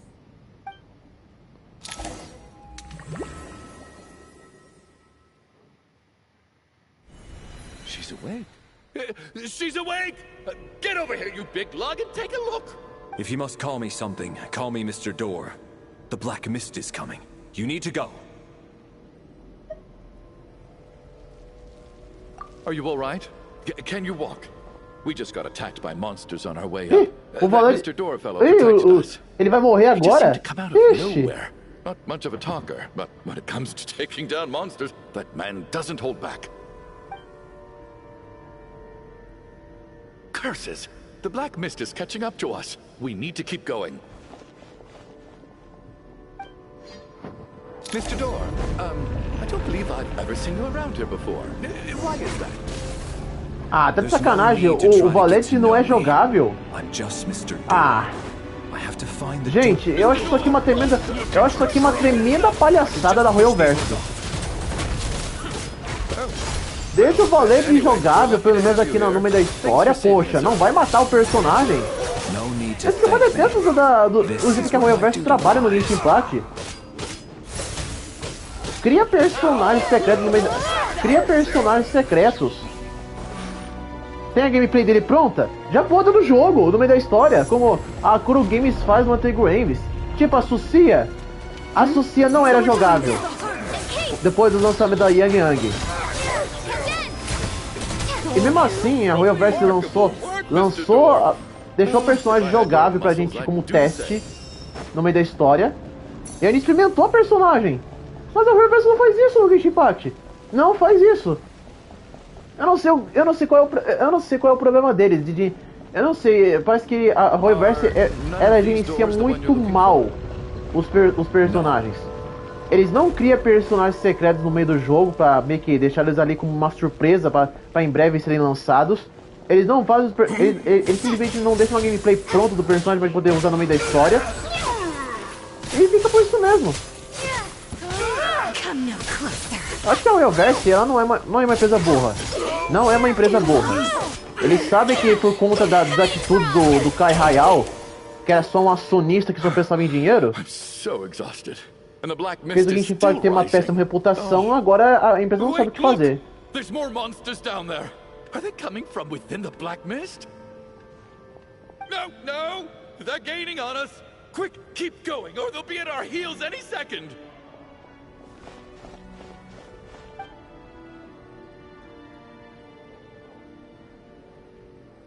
Mr. Door, what are you doing? We need to get out of here. They're coming! Found it. This is my door. What?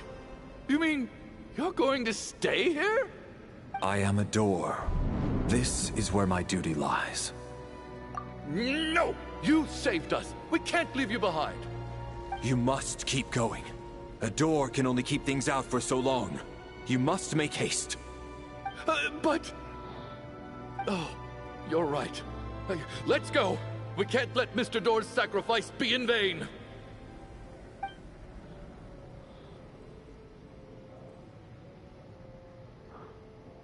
The black mist isn't moving anymore. Looks like both the monsters and Mr. Door are gone. I didn't just imagine all that, did I? Surely I wasn't so scared out of my mind that I hallucinated a door as a human being. Oh, okay, good. There's no way we both hallucinated the same thing. Getting sleepy? Well, looks like we're safe for now. Go ahead. Let's get some rest. Então ele não vai morrer? Ele não vai morrer. Esse Mimit quer descansar e dormir. What time is it? Is it morning? I think I had a nightmare. Oh, I guess everyone's still asleep. These past 2 days have been exhausting. Valeri's keeping watch though, so he's probably the only one awake. Valeri?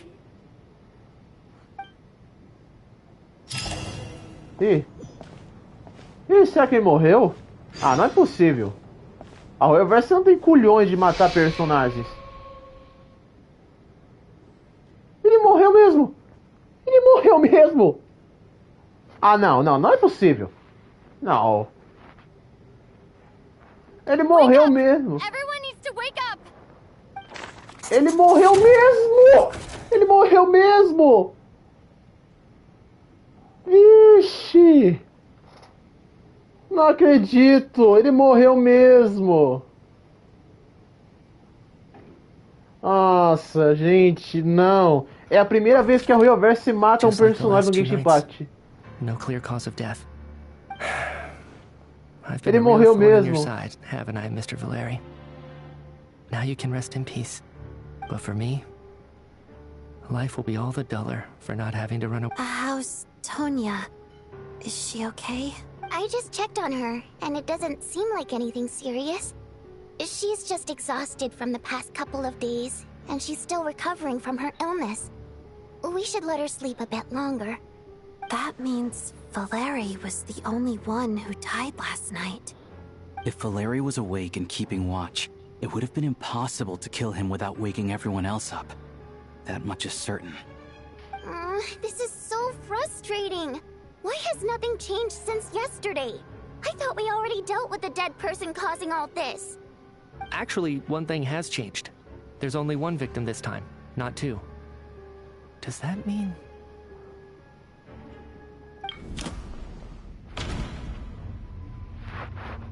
Ei, Valete. No Coitado do personagem, mo. But A Reverse teve... Mr. A Reverse teve coragem de matar o personagem. Agora eu tô bem curioso. Agora eu tô bem curioso. Tô bem curioso como é que eles vão fazer pra trazer esse personagem no jogo pra ser jogável. Tomara que a Reverse não arruma uma desculpa no meio da lore que ele foi ressuscitado e aí fica por isso mesmo. Vai ser ridículo e forçado. The number of people who die each night is equivalent to the number of dead among us. That's your theory, right? Exactly. We identified Mr. Schramm, and the night after he left, the death toll dropped from 2 to 1. By that logic, there must be one more dead person left among us. Another one? But there was only one person unaccounted for in the ticket checks, right? The head count should match up now. Having an extra person was definitely a cause for alarm, but being one person short isn't nearly as unusual. Someone could have left in the middle of the show, or made it out before the storm hit. One more dead person among us. If Mitya's theory is right, then what Odette told me seems a lot more relevant. It's just, at the time, we had no reason to think there was more than one dead person.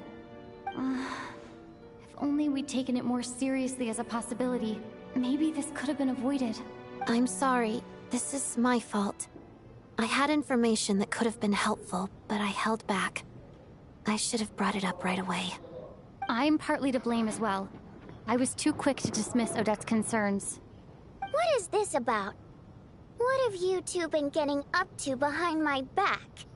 Sounds like there's some big news you've been keeping from the rest of us. Well, we're all ears.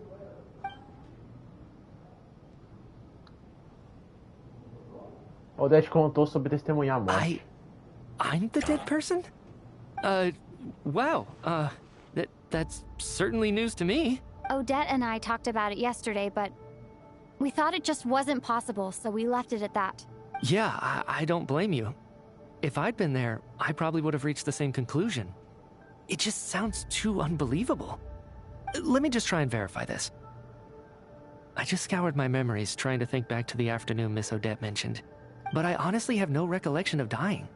That's where I'm different than Mr. Schramm. Having seen Mr. Mitya a few days ago myself, I also find it hard to believe he could be the other dead person among us. Well, if it isn't Mitya, then who? Do we vote on it? If you don't mind me asking, Traveler, I believe you mentioned that you know Tonya's brother. Had you ever met her before all this? No, never. Wait, are you saying... Now just 1 minute. I know where this is going. You can't just randomly point a finger at anyone you want. You're in the hot seat, and all of a sudden you want to divert our suspicions onto somebody else? Trying to pick a fight, Mr. Chuganov? Whenever you open your mouth, all you do is attack people, and I've had enough of it. If you don't want to engage in a civil discussion... You little brat! Did Mitya ask about Tonya because he suspects her? I suppose I only identified her by age and nothing else. Could that mean... I'm just saying, you're going around casting suspicion on people for no reason. How could Tonya be dead? I can vouch for her if nothing else. I've seen her before. She's the sister of that Harbinger, isn't she? The one called Child. Oh, really? You're telling the truth?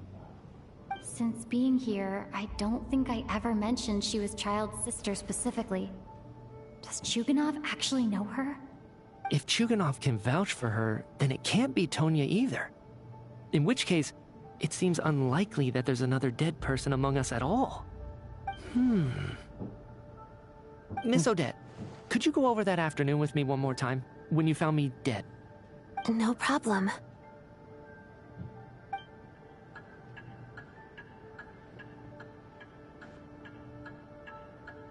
Nossa, essa discussão toda sobre o que tá acontecendo ao redor deles tá muito tenso e longo, gente. É um mistério tão grande que até agora não foi resolvido. But I do remember something else. Miss Vojanitsa, during our last meal together, I told you how some of the researchers were suffering from temporary memory loss. Do you remember that? Oh, yeah. You said it was hindering the progress of your experiments. You thought they were just under too much stress or something. Right. And even though I don't remember dying that day, I'm pretty sure I experienced something like amnesia. Some of my memories from that afternoon are missing. Are you suggesting you're missing the memory of your... Of course. How am I only just realizing this? Humans aren't necessarily aware of their own death. You mean being silently assassinated, or dying in your sleep? Situations like that? The researcher's amnesia. Suddenly it all makes sense. I must thank you, Odette. I think your perspective just helped me reach a breakthrough on a series of issues that have been troubling me for quite some time. All right. It's decided then. I'll be the one to leave today. Oh, leave? Hey, wait a minute. Aren't you rushing into this? What if you're wrong? You'll pay with your life. Come on, kid. Aren't you gonna fight for your life? This seems like a rash decision. I have other reasons beyond what's been discussed. In fact, thinking back, I remember during Miss Odette's performance, while I was sitting in the audience stalls, a brilliant new idea for my research popped into my mind. But then, my train of thought suddenly cut off. I can't remember it now at all, and I didn't take any notes. I guess that must be another instance of temporary amnesia. No. Hold on. I see where you're going with this. You're suggesting that each instance of temporary amnesia is a death, right? There's a glaringly obvious flaw in that idea, no? How can one person die so many times? I believe Miss Odette's account. During the period where my memory is blank, I must have been either dead or in a similar state. All it would take is for the same thing to happen in the theater, and I would come under the effect of the ley lines in this vicinity. This increases the likelihood of me being the deceased, does it not? But... There's no evidence to suggest that anyone other than me is a candidate for the deceased. So allow me, as a scientist, to treat this as an experiment. Please relax, everyone. I don't think things are as bad as they may seem. If I really am the deceased, then to leave the theater will be a relief for me. Às vezes até acredito que a comunidade pode até ficar shippando o Mitch e a Tsaritsa, achando que eles são casais por conta da interação deles. Mitch's right. This is the only thing we can try right now. I think he's deliberately downplaying the gravity of the situation, though. What is a scientist if not someone who gambles on experiment after experiment in an attempt to obtain the truth? With this snowstorm, the ley line phenomenon, ghosts of the dead, and my amnesia, we've been paralyzed by not knowing and powerless to do anything about it. It's a terrible feeling. But if I do get resurrected, you can be sure that I'll come back with the truth of all this. Just you wait.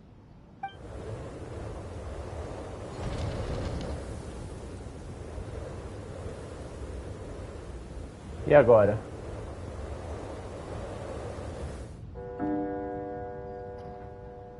A noite cai o ar.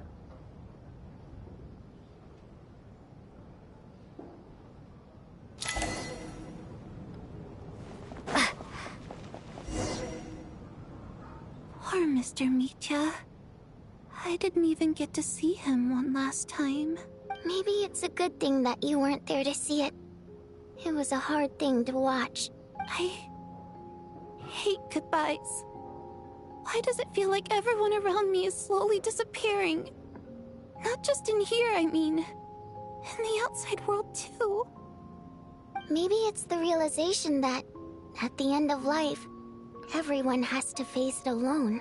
Eu achei que a Reverse, se não fosse envolver os personagens principais, importantes do jogo, né, para serem mortos nessa história toda.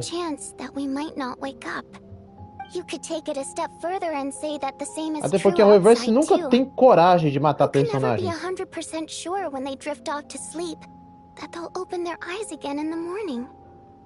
Acontece nenhuma empresa de jogos gatos faz isso. E o porquê que as empresas de jogos gatos não têm coragem de matar personagens no meio da história? A resposta até que é simples, é a comunidade. A comunidade quer tensão no meio da história, mas não querem perder ninguém. É desse jeito. A comunidade é uma barreira para as empresas de jogos gacha não fazer uma história que mata os personagens. You look really glum. If something's bugging you, let's talk about it. There's only a few of us left here now. After everything we've been through, what's the point in keeping things bottled up? I have a travel companion named Paimon. Alosha and Odette have met her before. She's been feeling unwell recently. You're worried about her, aren't you? That makes sense. We've been trapped in here for days. To be honest, I used to feel like I was just a spectator in this world, watching everything that happens from the sidelines. Maybe it's because I'm a descender? A descender? But with Paimon by my side, over time, I slowly felt my connection to this world growing stronger. She loves eating, sleeping, and having fun, but she's also a great guide. It's her authenticity that makes this whole world feel more real for me. Over the last few days that we've been apart, I've often caught myself wondering, what would Paimon say if she were here right now?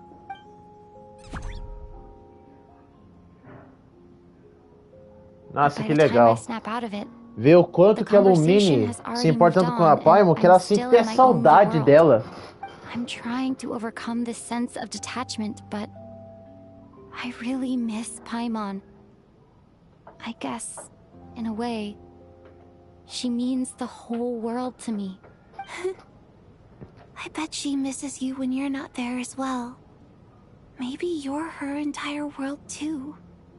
I don't know if this will make you feel any better. Gente, gostei disso. De mostrar a Royalverse aprofundou ainda mais a relação da Paimon com o Viajante. Tipo, a Viajante ela sente muita falta da Paimon. E a galera ficava inventando aquelas teorias antes da Snezhnaya no Cry surgir no jogo, de que a Paimon é uma vilã, que no final vai trair a Lumine e matar o irmão dela, e aí a Lumine faz o burnout. Mas isso tudo não passava de minha teoria e vídeos feitos por fãs. You better hurry back to our side as fast as you can. You can't let your story end in regret. That's... Thank you. That's exactly what I needed to hear. But, Vodyanitsa, if you hate goodbyes too, why didn't you leave with your people? That's just the choice I made. I used to regret it, but I don't anymore. Like I said before, singing is a water imp's primary mode of expression. It's how we convey our emotions. Our songs have echoed through this theater for hundreds of years, each one a story pieced together through moments of joy and sorrow. But does a story exist without someone to read it? To me, the answer is no. So I made the choice to stay. That way, there would still be someone left to sing these songs and listen. Could you teach me how to understand your people's songs sometime? I want to be able to truly hear them, like Mr. Shram. A fan after my own heart. Thank you, Tonya. How about I sing something for you, and you tell me what you hear? Okay, I'll do my best.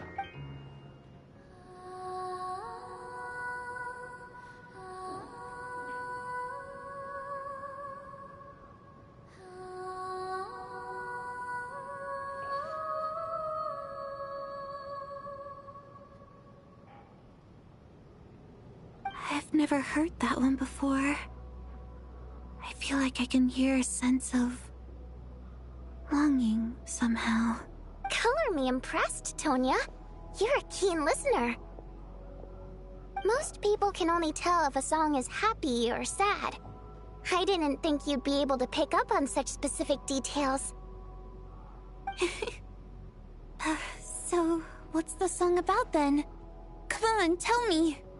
I've actually never performed this song in the theater before, because it has more of a ceremonial purpose for our people. It's not meant for the stage. It means something like, May those we have lost watch over us, and follow this song back home in the night, so that we might be reunited once more. No wonder I could hear that sense of longing. You sing it for loved ones who have passed away. I hope it reaches them. It's getting late, Tonya, and you're not well. We should all turn in early. I suppose there's no reason to keep watch tonight. Okay, but, before I go to bed, could you sing that song a couple more times for me, Vori? Of course! Anything for my #1 fan.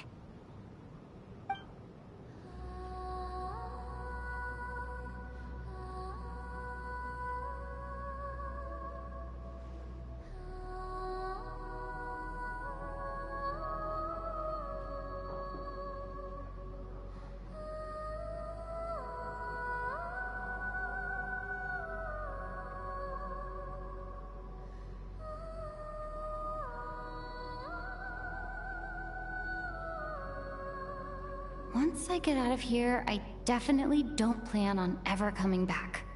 But I guess that means I'll never get to hear Vodianitsa sing again. That's a sad thought. Before I fall asleep, I should cherish this moment of companionship while it lasts. Não sei se essa aqui é a quarta ou terceira vez que a Lumine dorme.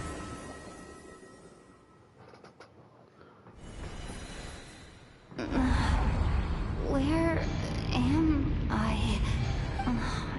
It's so dark in here, and I feel kind of dizzy. Hã? What was that noise? Um serial killer? Ai! Que isso? Ai! Return, O spirits. Fulfill your oath of protection.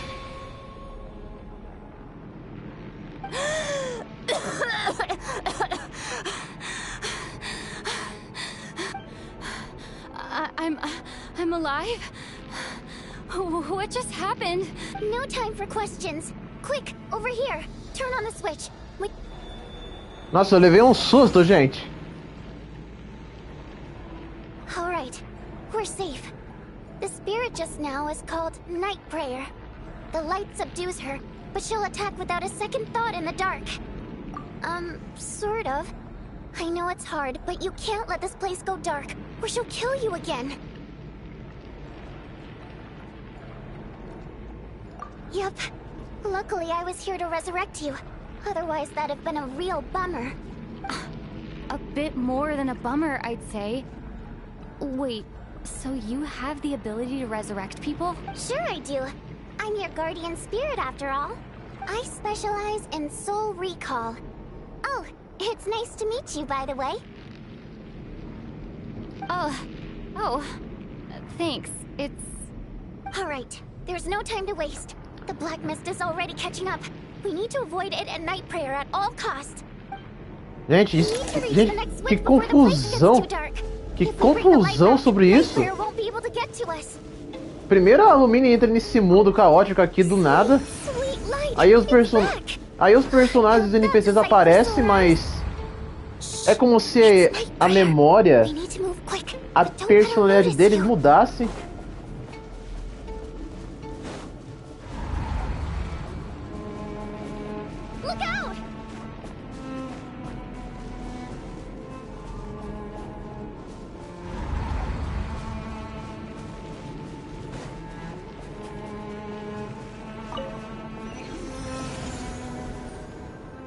Ah, que ótimo, um serial killer.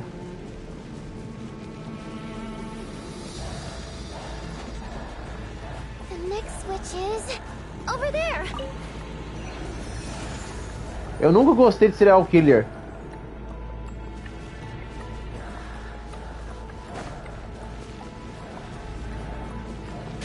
Mas o que?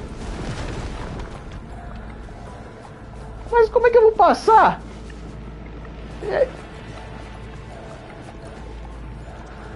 Tô meio perdido.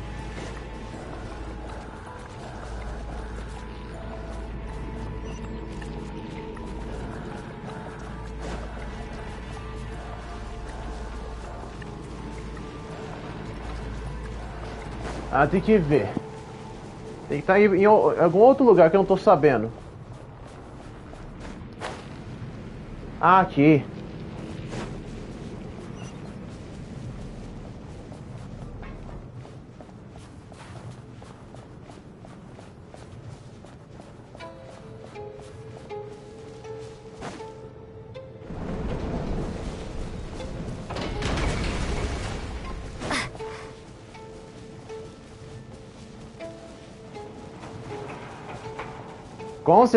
Com certeza essa parte aqui da história vai dar...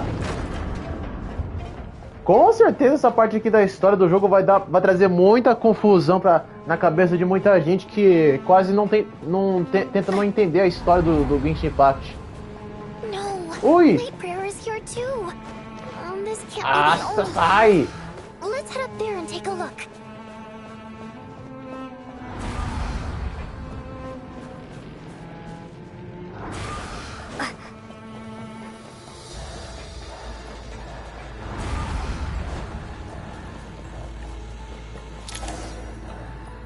It's too dark. We're not gonna make it. Come.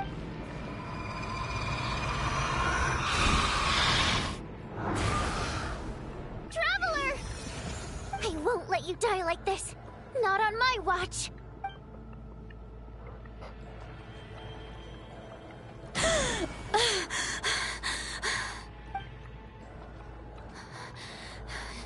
Even though it's not permanent, dying is definitely not a pleasant experience. Great. You're back. Yeah, thanks to you. Time for you to get out of here. Quick, before the light runs out. What about you? You're not coming with me? I can't. I've already been used up. A guardian spirit's skills are finite. I can only resurrect someone so many times. I might not look any different, but my essence has been exhausted. Now, I will slowly start to fade away. I can go no further. The black mist is where I belong. It's okay. Why didn't you tell me sooner? Because it wouldn't have changed anything. That knowledge would have just burdened you. And a guardian spirit's role is to protect. But... Go. Now, before it's too late. I hope... Ah, a avó de Tsaritsa também vai morrer? Ah, não acredito que a avó de Tsaritsa vai morrer.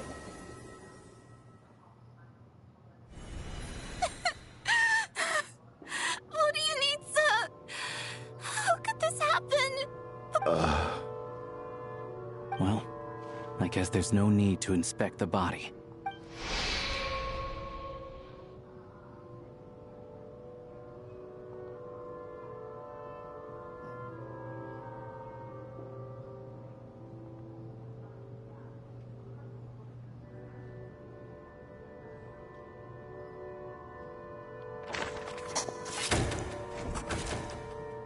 E agora? Vou de Zenith já era. Valete também já era. Nita também já era. You've been lying from the start. Take a long, hard look at yourself before you go around accusing other people. I suspected you on day one, Lelik, and now look where we are. By some strange coincidence, you've never been targeted. You just happen to have survived this long? And you, little hunter, ever so content with staying on the sidelines. Yet, you were the one who stopped us from leaving from the start! Why are you trying to keep us here? Now you're just lashing out indiscriminately. That's either a sign of anxiety, or where was all this passion and bravado before? Decided to fight until the bitter end. Is that it? Is that a threat? Fine, bring it on! You think I'm afraid to die after all this? You want to kill me? Go ahead! After all the trauma of the past few days, everyone's been pushed to the breaking point.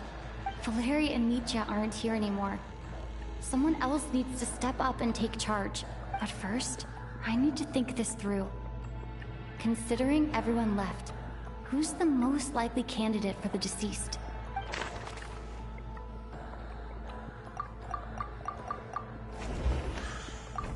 She's been recently active as Lelek, so...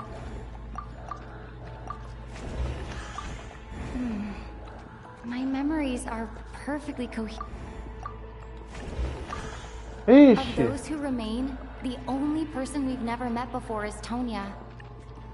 People are easily misled by first impressions. Now that I think about it, child sister was in fact a label I imposed on her due to my own assumptions. But Mr. Chuganov vouched for Tonya's identity yesterday, with basically no other possibilities left. Could it...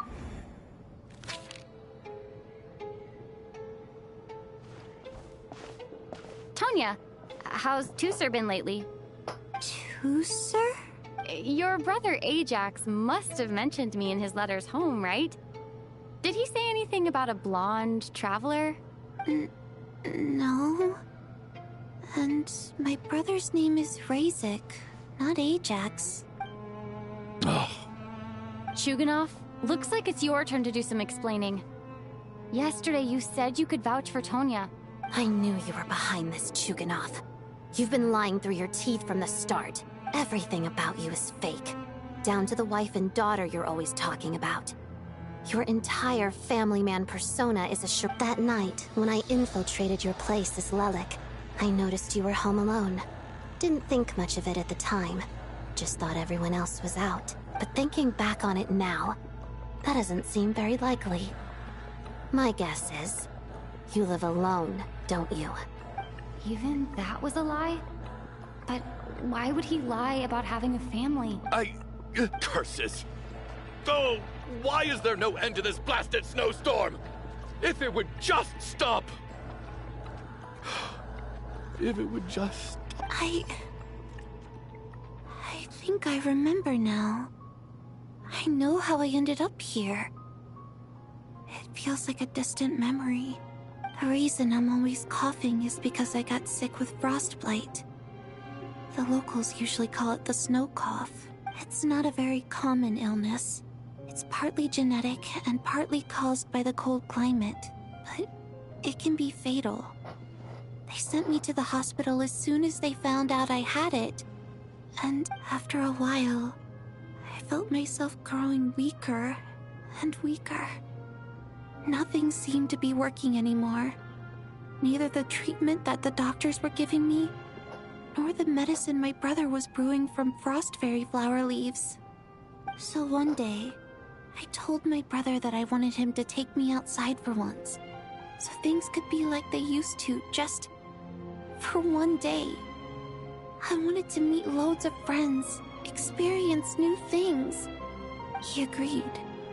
He snuck me out of the hospital, and we escaped.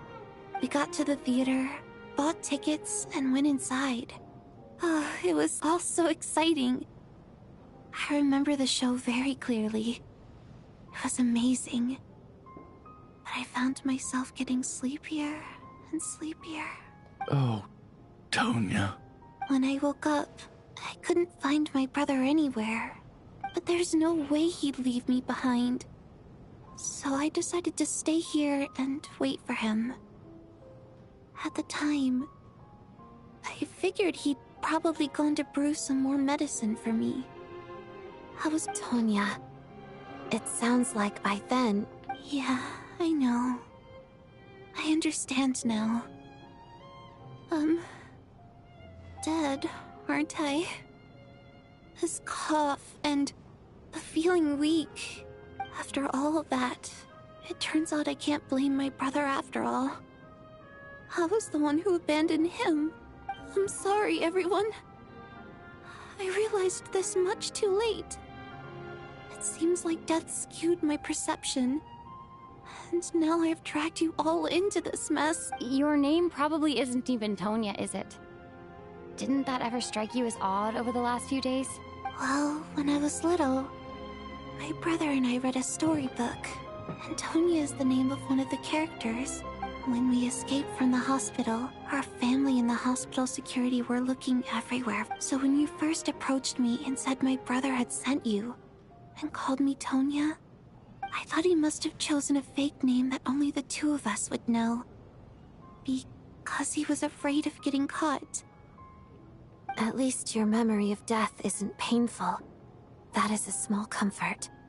Now it's your turn, Chuganov. Talk to us. I believe no lie is ever told without a reason. You're right. I was lying. I happen to know that the Harbinger child and his sister Tonya managed to get tickets. Yes, I was lying about my family too. The truth of the matter is, I lost them a long time ago. I just refused to accept reality. And now I've spent the second half of my life. My daughter's name was Iskra. And before you ask, yes, Iskra, as in Iskra Manufacturing Plant. She also died from the snow cough. She was just 6 years old. If she were still alive after Iskra passed, one day when I came, I soon discovered nothing more than a pathetic means of escapism. I know, but at least it's not a crime. So explain your false testimony then. The night before last, combined with the snow cough, but the year, it turned out that all previous treatments were completely ineffective. No better than random concoctions. That was the So, more than anyone, I know full well that in this day and age, poor Miss Tonya, therefore, had to have been from an era when snow cough was still a terminal illness. So, you projected your daughter onto her? Even though you knew she was one of the dead? That doesn't make any sense. You knew she was already dead. What did you hope to achieve by protecting her? I just don't believe in your crackpot theories. Nor do I approve of your actions. How can you just declare a living person dead and throw them out into that snowstorm? Nitia's gone. My good buddy Shram's gone. And now it's Tonya's turn, isn't it? The others I can make my peace with, but little Miss Tonya, I just want her to live. I'll be damned if I'm gonna let you cast her out into the snowstorm before I have the chance to cure her. Not again! Not this time! No one to cure— Mr. Chuganov, stop. Tonya. By the sounds of it, you've known I was dead since I really— Vou dar um pouco essa parte da história. Vou dar um pouco dessa parte da história. Since the day I'm very— And that's why I'm not fond of you at all, Mr. Chuganov. It's them that you owe an apology to, sir. Not me. Well then, I suppose this is it. It's time for my adventure to end. I've caused enough trouble. You're leaving already? It's still early. Don't you want to stay a little longer? No, thank you. Oh, and by the way, my name is Patashka. It was nice meeting you all. Patashka. Esse é o nome verdadeiro dela. Feels strange that we're only being properly introduced now that it's time to say goodbye. Patashka.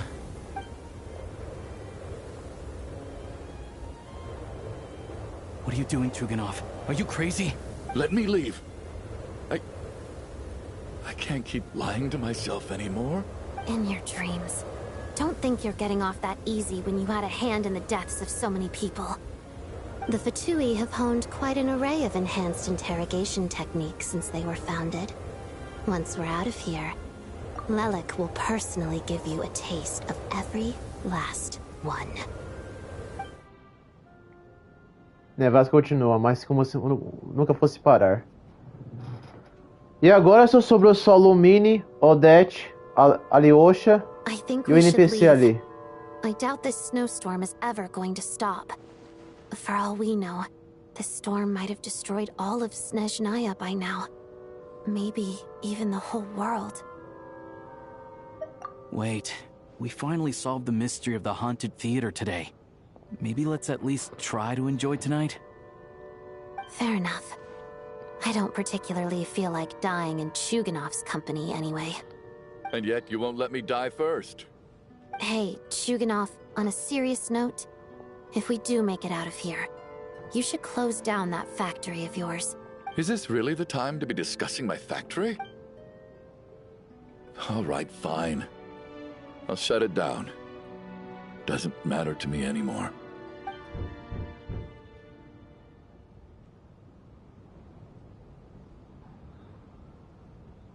Okay. Am I hearing things? Or was that a knock at the door? There it is again.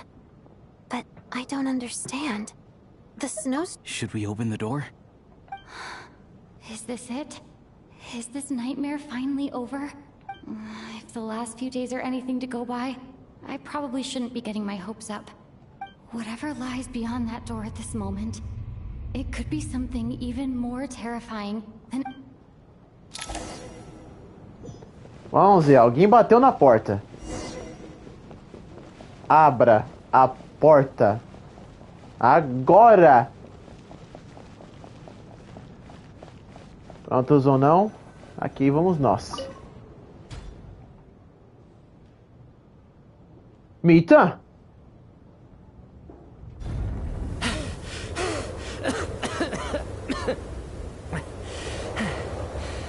Hey everyone, I'm back. How are you doing? Feeling any better? Much better, thanks. Whew, it is so good to have you guys here. I was a little worried that the theater would be empty by the time I got back. Let me see. Tonya and Vodyanitsa are missing, which means Vodyanitsa died last night. And then you discovered that Tonya was the other dead... Not Tonya. Pitashka. First, tell us how you made it back here. Given the conditions outside, no one should be able to return alive. You're right. The thing that got me back safely was... a song. I heard someone singing. After walking into the snowstorm, my mind grew hazy.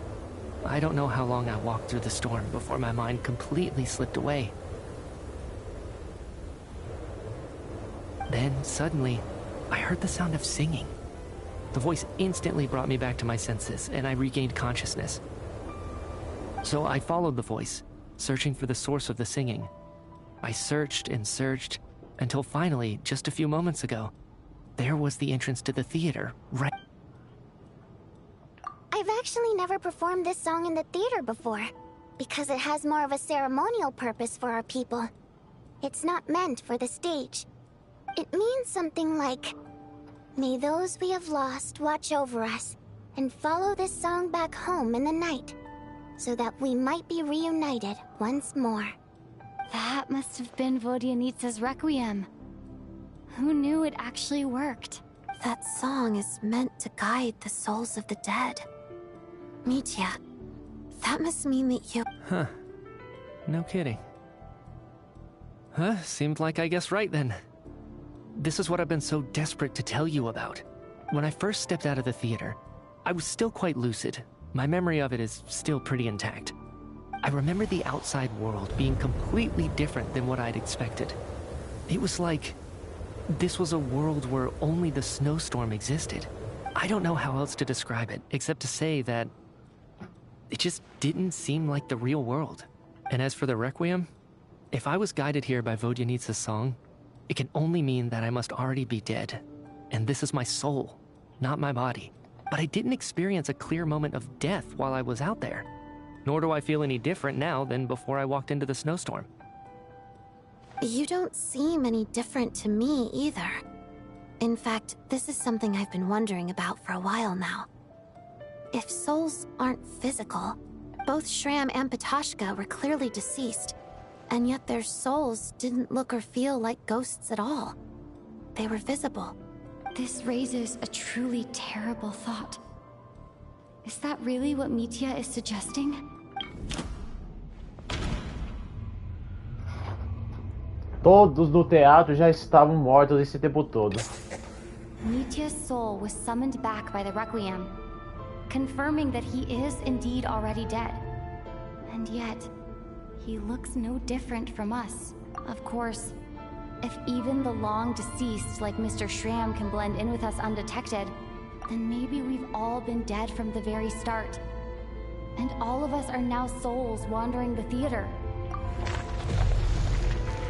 Nossa. Yes. I think that this is probably the afterlife. What did you say? You heard me. We died in the theater. All of us did. But due to an obstruction in the theater's ley lines, our souls are trapped here, while an endless, infinite snowstorm rages outside. It's ironic, really. All that time, we were working so hard to figure out who the deceased among us were, when the truth was, we were all deceased. The only difference being some of us died more recently than others. Do you remember that note, "Death is near"? Seems like we misunderstood what it meant after all. Death was nearer than we wanted to think all along. The note simply meant that all of us were already dead. So all our attempts to survive, our search for the deceased, it was all for nothing? Hard to say. At the very least, we helped 2 lost souls find clarity and go to where they belong. The presence of those 2 is probably what caused our souls to be drawn in by the ley lines. In which case, the deaths we've awoken to over the past few days were just souls returning to the ley lines for good. Às vezes eu tô achando que todo mundo tá no mundo dos mortos por conta daquela câmera. E por que eu acho isso? Bom, depois daquele NPC que tirou foto... depois daquele NPC que tirou foto, todo mundo ficou preso no teatro. That's further proof that those aren't physical bodies at all, but merely our shells here in the afterlife. Am I really dead? This doesn't feel real to me at all.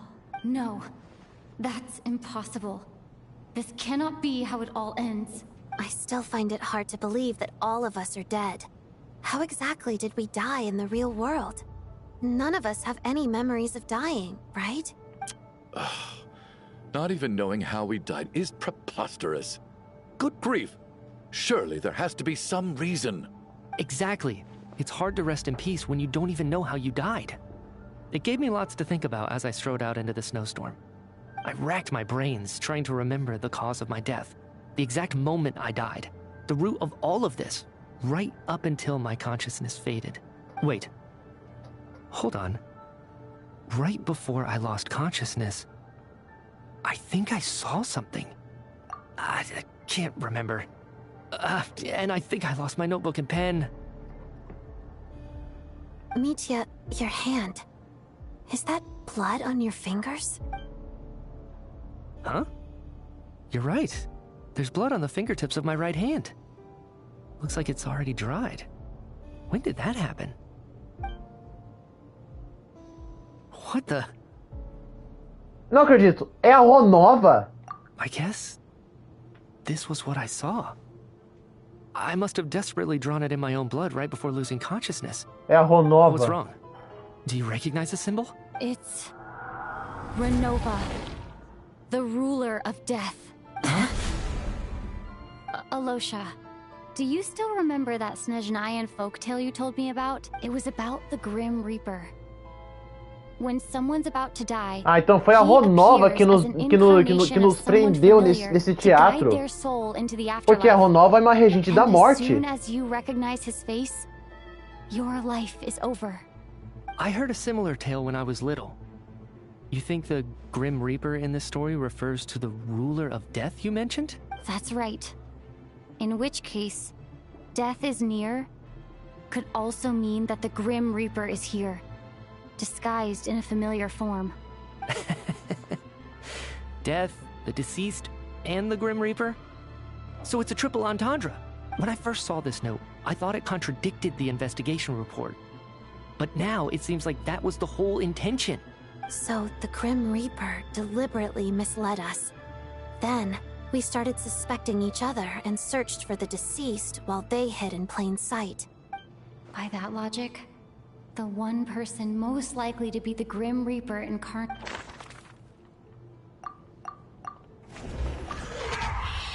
Sabia. No doubt about it. It's Alosha. Eu sabia, é o Alyosha. É o Alyosha. Alosha is most likely the Grim Reaper lurking among us. E por que eu acho que é o Alyosha? Ele ficou quieto na maior parte do tempo. Alyosha é o ceifador da morte. Is it you, Alosha? You were the first to discover the investigation report, and you had plenty of time to slip the note inside to mislead us. So? Surely you can't suspect me based on that alone. What if someone else found the investigation report first, slipped the note inside, and then put it back without telling anyone? There's no denying it. The note could easily have been slipped in much earlier than it was discovered. That's not all. I've also noticed that, although on the surface, Valeri, Mitya, and sometimes I were the ones taking charge of the looking back now, even though you didn't say much, you were always subtly guiding everyone from the sidelines. What do you mean? You were the one who emphasized how dangerous it was outside and insisted we all stay here. It was also you who suggested that we all sleep in the same place. And earlier today, you tried to convince Ptashka to stay. I don't understand why, but it was out of character. So, you didn't understand my intentions, and now you're assuming the worst. Seems pretty unreasonable. He still won't admit it? Fine. Let's see how he responds to the most damning evidence of all. The biggest question I have right now is, if the Grim Reaper is impersonating Alosha, then where's the real Alosha? When did they switch? Depois da apresentação, enquanto investigava o Templo da Neve. That's right. This was the moment. Right at the start, before any victims had even emerged, Alosha was switched with the Ruler of Death while everyone's guard was still down.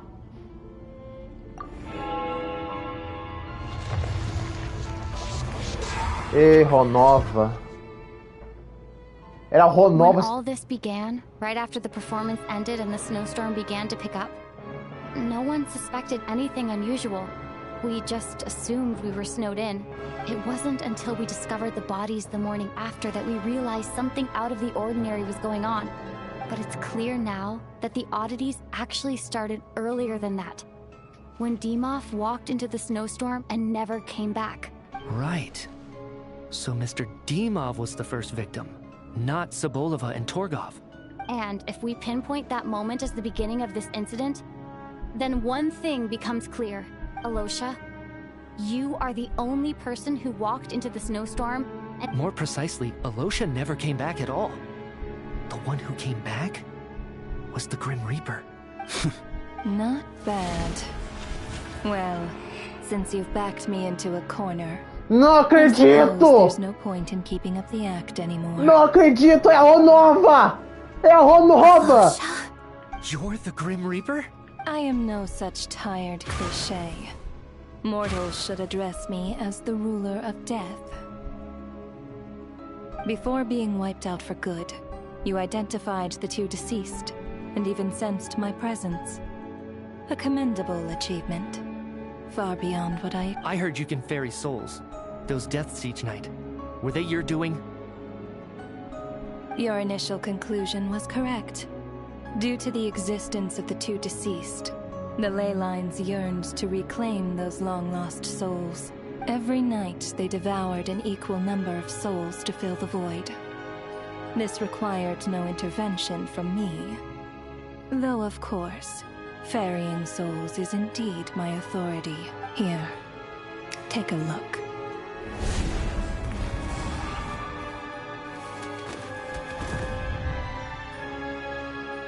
What are you doing? That takes care of today's too. Don't get so worked up. You are already dead, and your souls must return to the ley lines. I know we're already dead. You murdered us, didn't you? Murdered? No.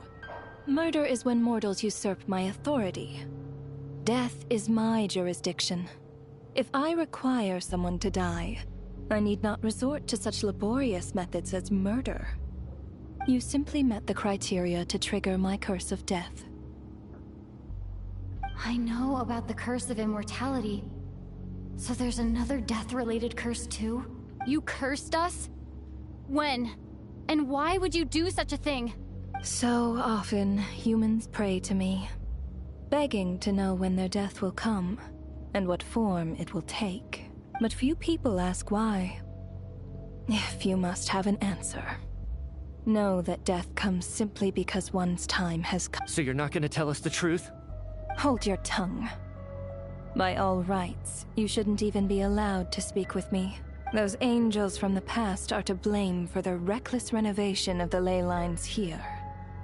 It's made my work on this occasion infuriatingly complicated. Work? So trapping us here, making us watch our friends die, that's just another day at work for you? You clearly have a lot of questions. Fine. As a reward for your remarkable accomplishments over the past few days, after the physical body dies, the soul must return to the ley lines for that person's death to be considered complete. My work encompasses the entire process of death, including, naturally, the guiding of souls into the ley lines. You must also be rather familiar with Natlan's Night Kingdom, I presume?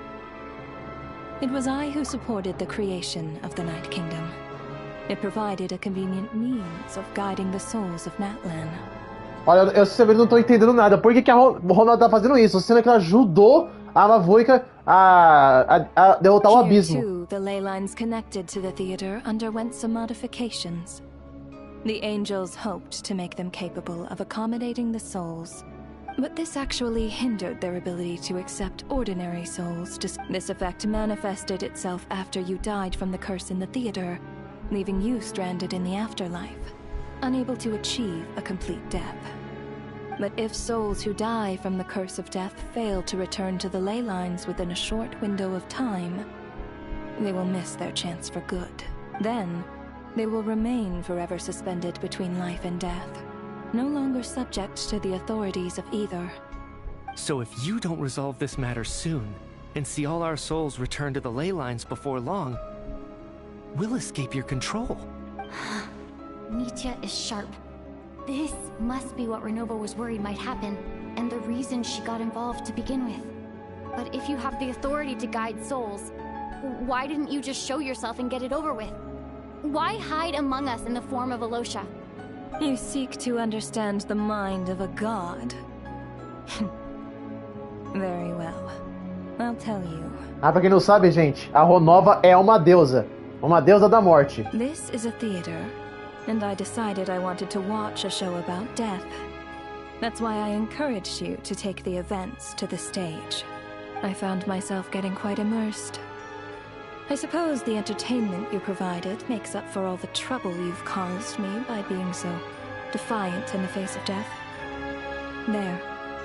Are you happy with my answer? Can't say I am. Really? But it fits the stereotypes you humans have about gods. Just moments ago, you were complaining about how infuriatingly complicated your work here has been. Work is work, I get it. There are times when it's a huge pain, but you just have to get it done. Right. That's a rather unique perspective for a human. You are in fact correct. There is a pain point in this case. Due to the obstruction in the theater's ley lines, there is a hard limit on the number of souls they can receive each day, making it impossible for me to ferry all your souls at once. O que me impede de transalar todas as almas de vocês de uma... Devido ao bloqueio das linhas além do teatro, há um limite claro da quantidade de almas que consegue receber por dia. O que me impede de transalar todas as almas de vocês de uma vez só. Revealing my identity too soon would inevitably have led to futile resistance. And there was a risk that any souls who chose to run would... Then there was the issue of the two lost souls you called the deceased. The way you resolved that quandary was all part of my design. That's what I don't understand. If all of us were souls of the dead, what made their presence among us special? For centuries, they have refused to return to the ley lines, exploiting the issues created by the angel civilization to resist. Centuries of obsession accumulated during this process. You may think of this obsession as the resentment of the dead, and in this quantity, it was a bomb that could have detonated at any moment. It reached the point where I could not afford to leave it unchecked. But the only way to fix it was to help them acknowledge their own deaths, make peace with their regrets. Only then, with my guidance, could they finally return to the ley lines. Otherwise, you would not like to know what the consequences would have been. I vaguely remember seeing Patoshka, but in the most terrifying form. Was that in a dream? I see your dreams brought you many revelations. So you see, death in fact grants wisdom to mortals. Souls connect to all things in the world, and see the chain of cause and effect between them. Anyway, giving psychological counseling to lost souls is not my strong suit. That is more of an angel's role.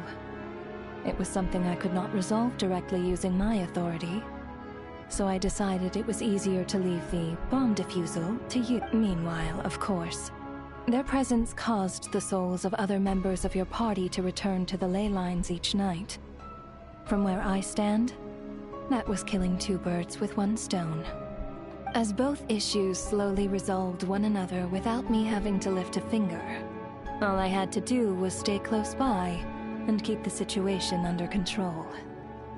Then use my authority to wrap things up at the end. And, of course, while I was at it, I thoroughly enjoyed watching this drama, dealing with death from a mortal perspective, play out on the stage. Sounds like you had it all figured out, Grim Reaper. I just did the math. You said there's a hard limit to the number of souls the ley lines here can receive each day. It's 2, isn't it? That much is obvious, even to a fool. It's time to review this whole affair. If the ley lines can only take in 2 people per day, I need to go over the deaths from these past few days again. Tem mais?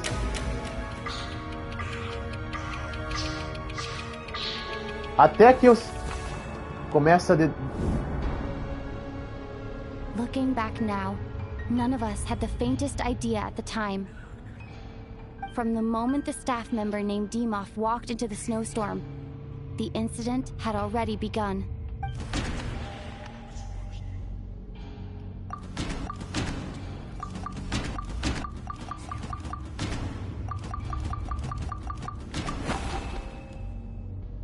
No. Let me go. Alosha was the second to walk into the during this process. During our first night in the theater, everyone was caught up in the novelty of it all. No one could have expected there would be victims the very next morning. Despite all the confusion, and with the help of hindsight, é uma grande we charada. finally began to realize that something was amiss with the snowstorm.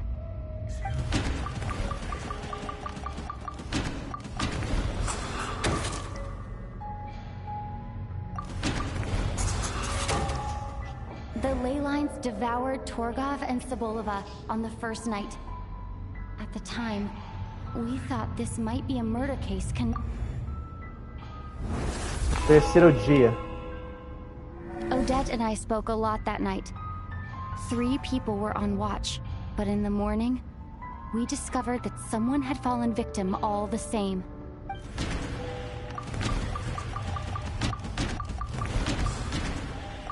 Essa aqui, ela morreu.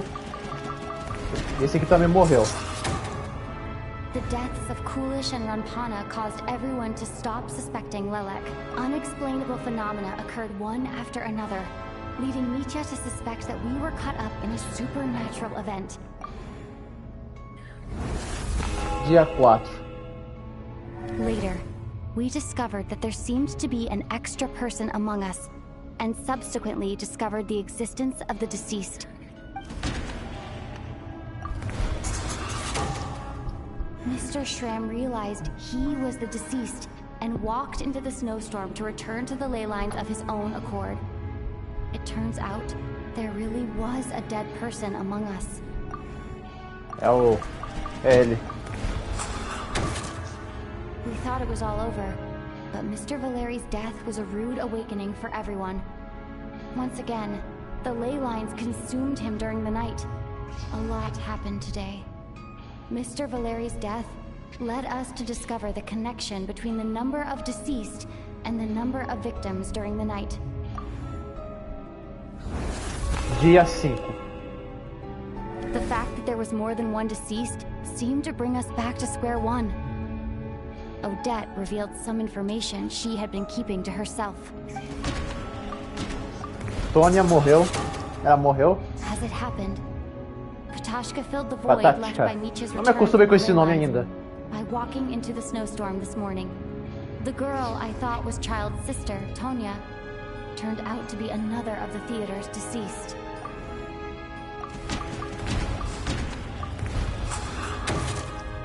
Vodyanitsa was swallowed by the ley lines in her sleep, but the requiem she sang before falling asleep was quite a game changer.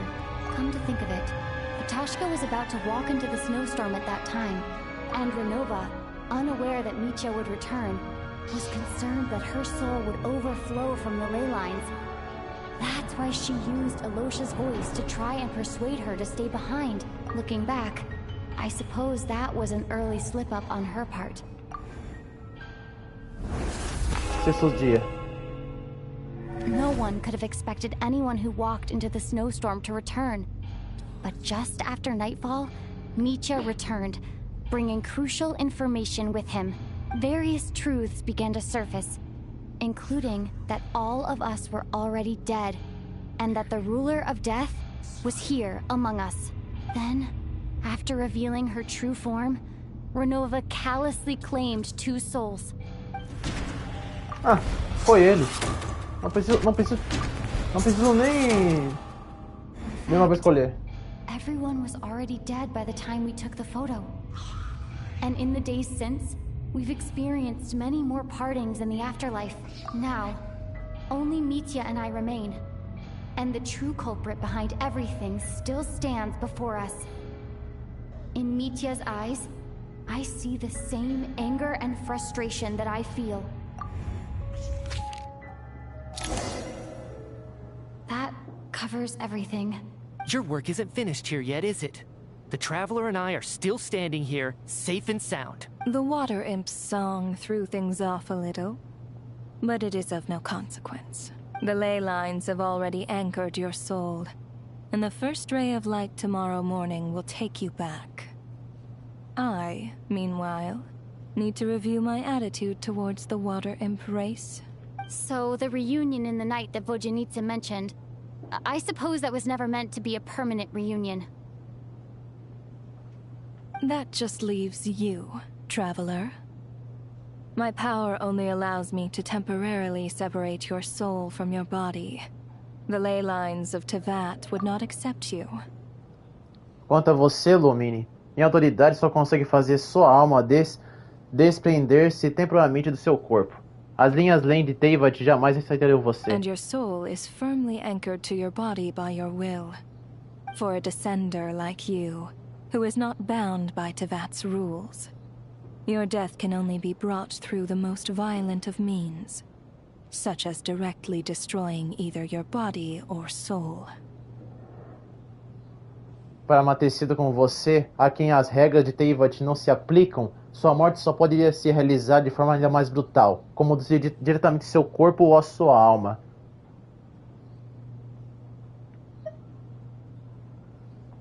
I have no interest in involving myself with Descenders. For now. Although, this may change if Asmodee remains missing, or you insist on interfering with our affairs.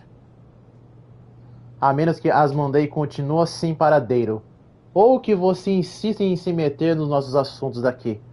Ah, ela falou do Asmodee. Asmodee, a deusa desconhecida. One last question then.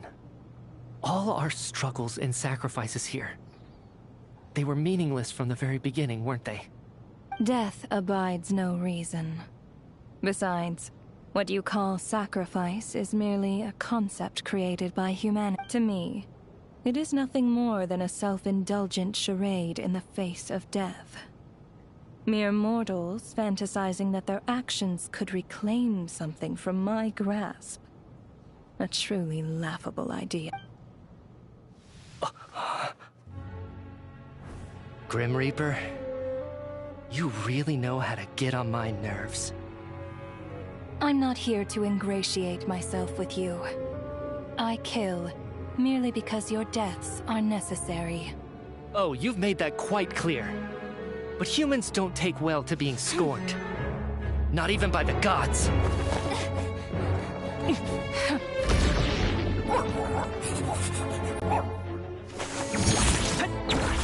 Ah, ele sabe lutar.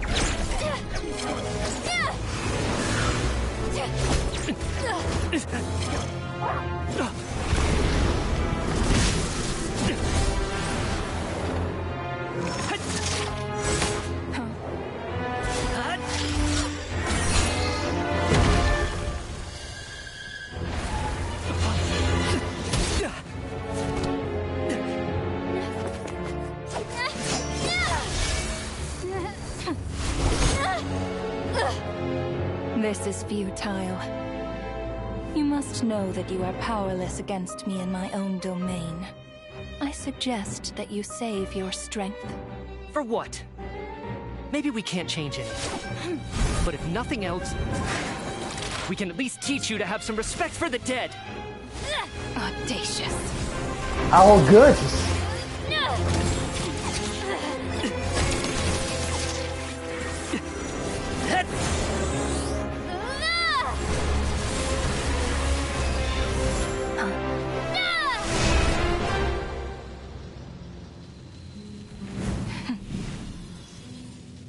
Quem é arrogante agora?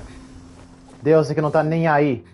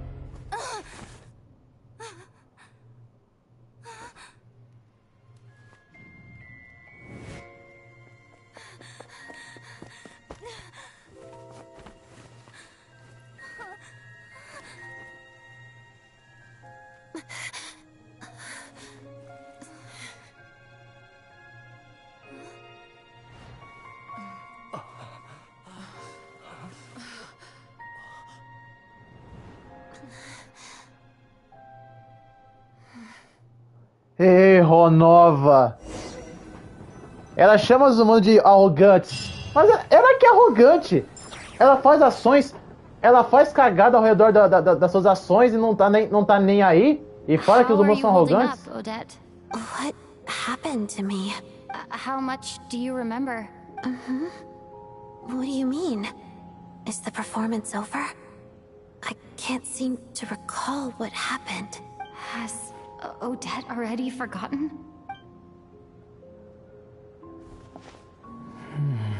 Mitya? Oh, I'm sorry. I guess I spaced out there for a second. Remind me who... Don't you remember anything? Yeah, I remember now, comrade. Looks like we guessed right. Just like me when Odette found me at the Armory Palace. For some reason, everyone killed by the Ruler of Death eventually came back to life.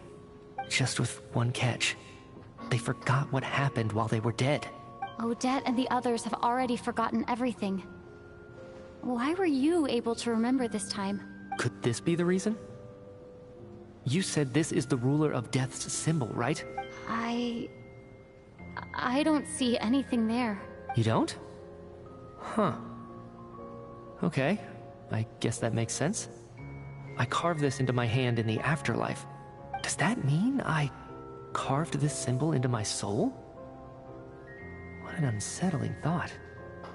Still, at least I get to remember what happened. What about you, though? The Ruler of Death mentioned that you're a descender? Is that why you can remember?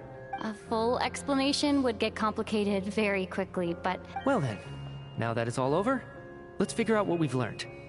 the first thing I notice is that everything here is precisely as we left it, right before our deaths. This confirms that time passes differently in the afterlife than in the real world. They say that right before death, time slows down and your whole life flashes before your eyes. That must be how you know you have one foot in the afterlife by that point. Anyway, clearly the few days we spend in the afterlife probably only amounted to a few short minutes in the real world. This also aligns with previous reports of widespread temporary memory loss among the Armory Palace personnel.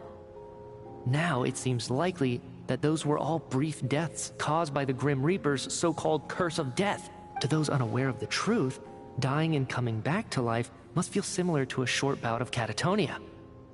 This leaves me with a couple big questions. What are the conditions that trigger this so-called curse of death? And why are we resurrected after we die? If nothing else, I think it shows that killing us wasn't her ultimate goal. We still don't know her true reasons for subjecting us to death. Right. This time only got complicated because of the situation with the theater's ley lines. That's why she had to approach it differently. If the previous incidents of amnesia among the researchers are anything to go by,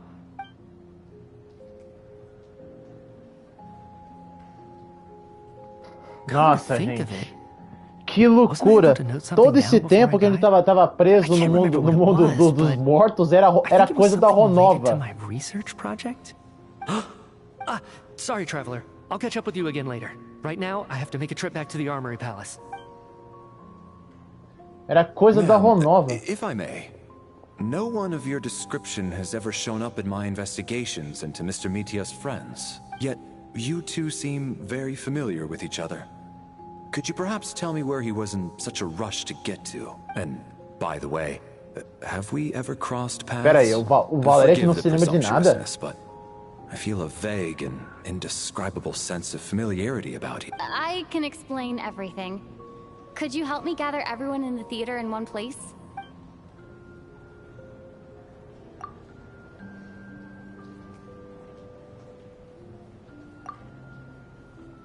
Nossa.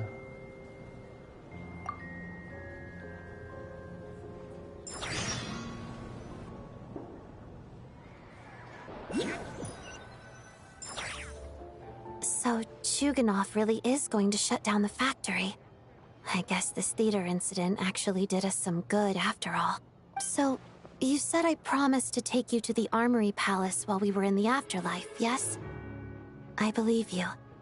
I think I even have a vague memory of it. Agreed. Let's check in on her first. The whole reason for our trip to the Armory Palace anyway is to figure out what's going on with her health.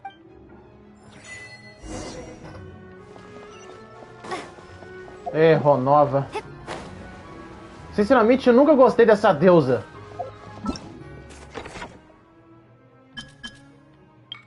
Primeiro, ela fica com essa opinião e falar que... Ah, arrogantes. Quem é arrogante aqui é ela. Ela que é arrogante. Adora ferrar os outros. Adora... Não tá nem aí com a sua... Não tá nem aí com as suas ações. E quer dizer que os humanos são arrogantes? Ah. É sempre aquela história. Essas divindades do Genshin são eles que são arrogantes. Só porque são deuses, eles acham que têm direito de fazer o que quiser. E fica por isso mesmo. Porque pra quem não sabe, gente, quem comandava Teyvat eram os dragões. Os dragões que comandavam Teyvat. Mas aí esses princípios celestiais simplesmente apareceram do nada, tomaram poder pra eles, e agora é eles que comandam Teyvat, tanto da vida e da morte.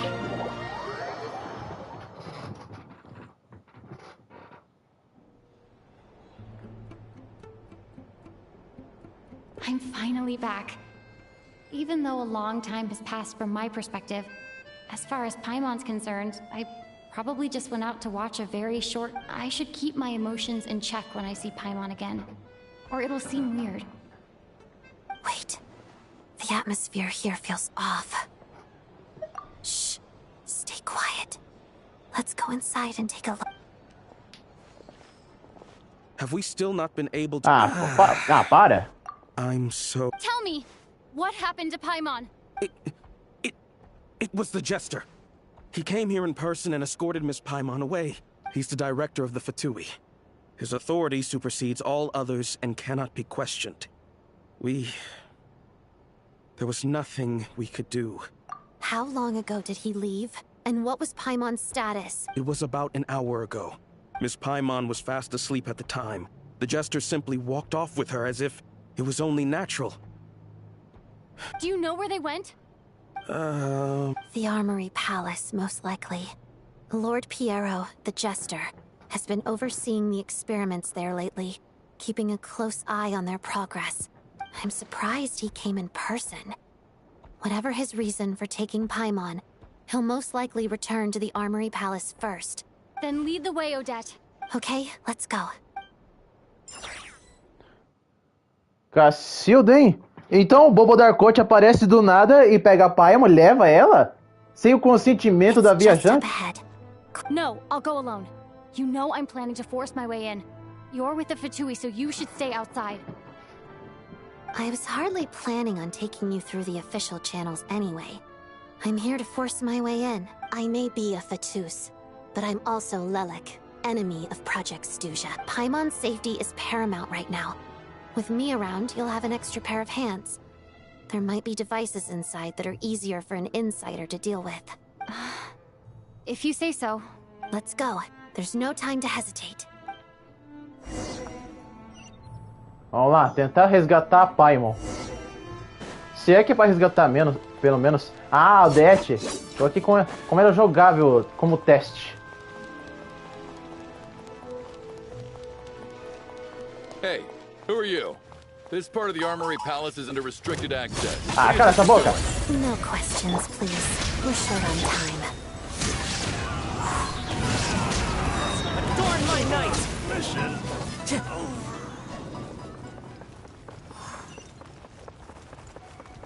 Make short work. Shine down! One with nature. Cryostorm! Condense!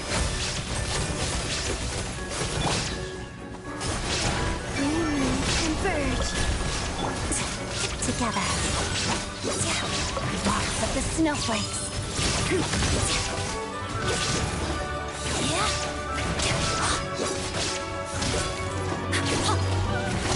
Vai demorar o dia todo pra tentar matar o bicho?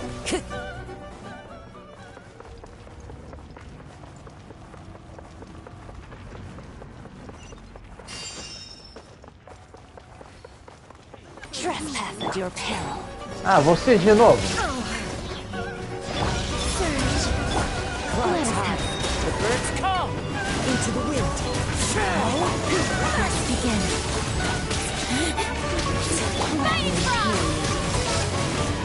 Witness the snow swan's grace.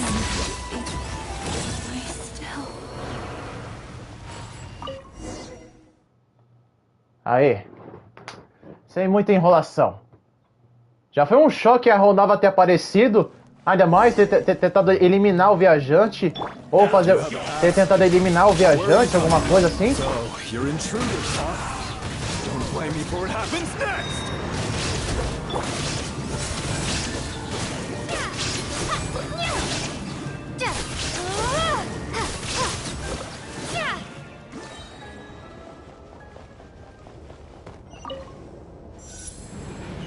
The Armory Palace is hidden this deep in?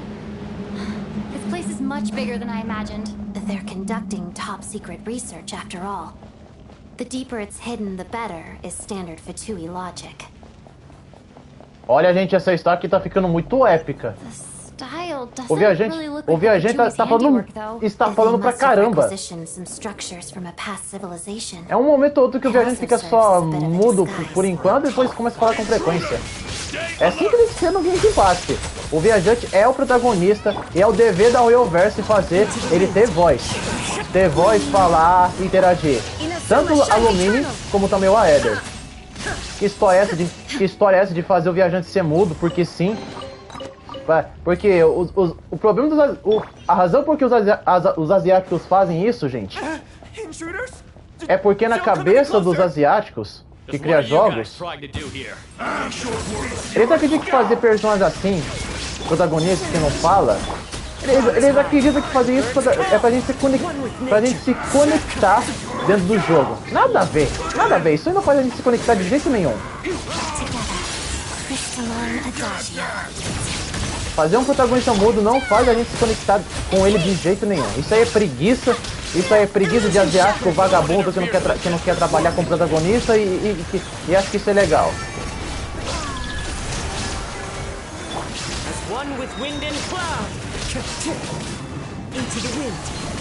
Desculpa se eu tô falando isso, gente, mas é verdade. Os asiáticos, a China, a Coreia e o Japão são preguiçosos para criar um protagonista legal em jogos de RPG sem fazer eles serem mudos. Essa que é a real. Eles são preguiçosos para criar uma voz, uma personalidade. Eles acham que isso é fazer o jogador estar dentro do jogo. Mas não é o caso. A gente não... Protagonista mudo, a gente não sente nada conectado ao protagonista, que a gente tá dentro do jogo interagindo. Nada disso. Nada a ver. É como sempre falo e repito em todas as minhas lives. Tirar o Kai Hayao do desenvolvimento do Genshin Impact foi a melhor coisa.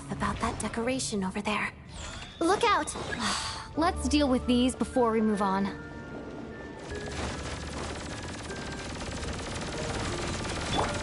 There is no escape!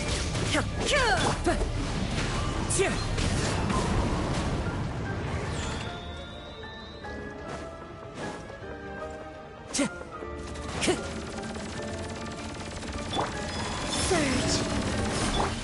Shadow me.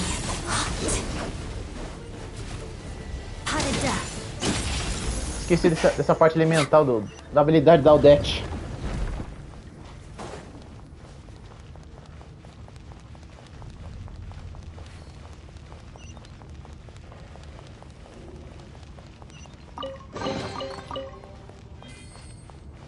Ô lugarzinho longe, hein?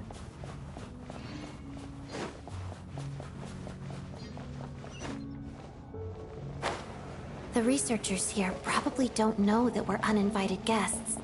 Let's try not to hurt them. What's the big star from the theater doing here? That's Miss Odette.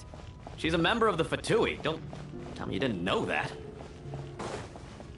Was the whole reason for Project Stuja to support the research here at the Armory Palace? Just what are the Fatui and the Tsaritsa planning? Nossa, que é isso? Olha esse cenário, hein?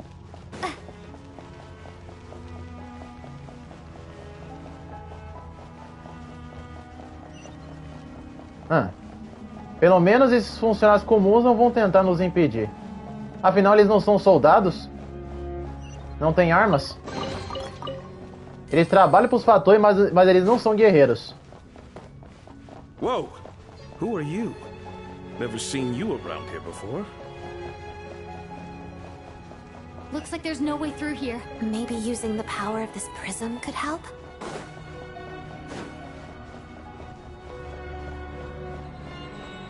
O que é isso? I think I see some images. It's the prism's power at play, causing images of the past to reappear, albeit only as illusion. Paimon and the Jester? Is this another scene from the past? Yes. It looks quite old, though.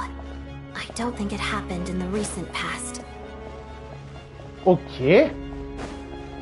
Antiga? Não foi deixada recentemente? Como assim? What's going on here? What happened? The source seems to be the Armory Palace. They must have started some large-scale experiment. Wait, what if this has something to do with Paimon? We need to hurry! Nossa. Gente, a parada tá bem insana. Tá insana e tenso.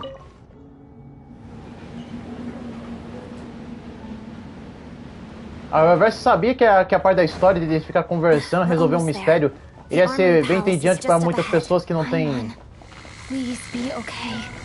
muita consciência para esperar. E foi isso que eles inventaram uma parte épica.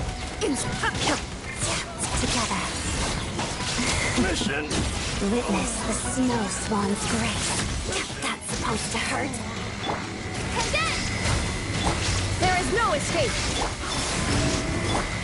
The wind knows me. Fallen leaves, adorn my night. Ui!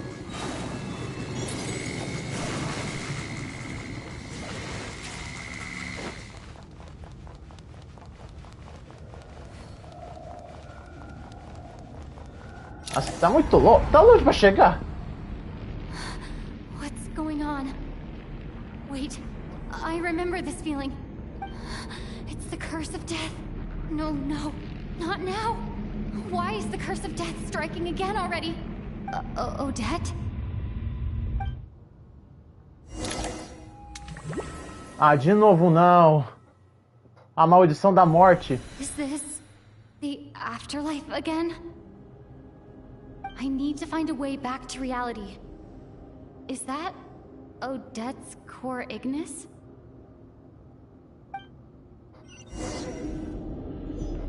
Ei. Ah, esse... gente. Isso aqui é o rei... Isso aqui é o reino da Ronova? Ih! É o reino da Ronova.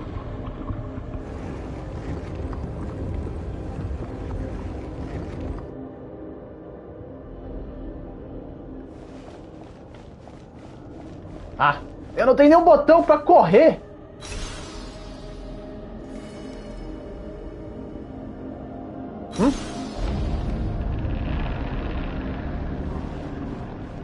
Ah, entendi.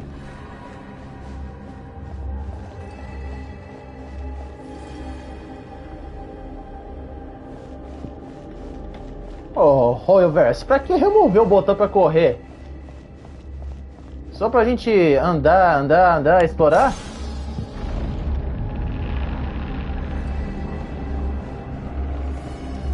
Que belo truque. Eita! Melhor me apressar, porque senão a morte... Melhor me apressar, porque senão a morte... Esse negócio da morte me pega.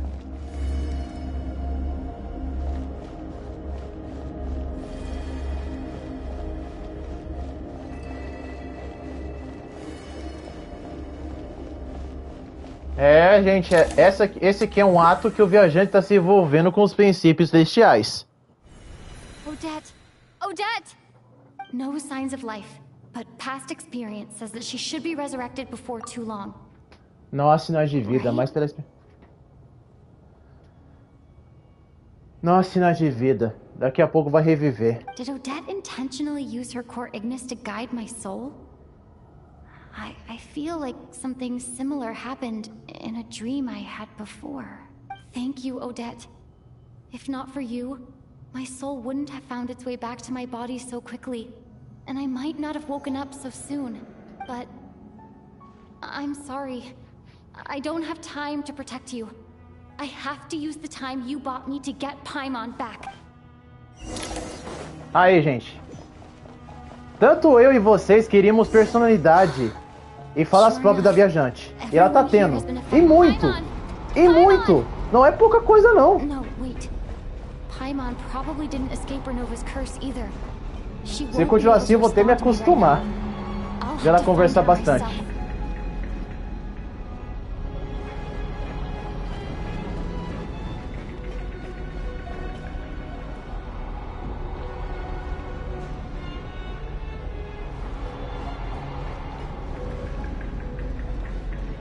Nitya!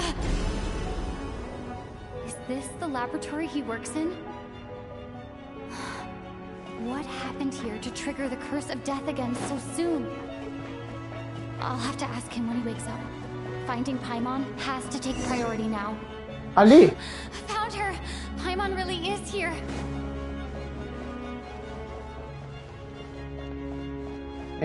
Procure uma maneira de resgatar a Paimon.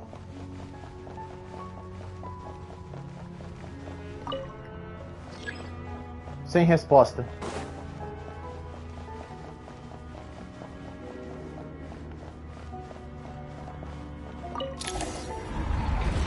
Aê, finalmente. Ah, não, você tá de sacanagem.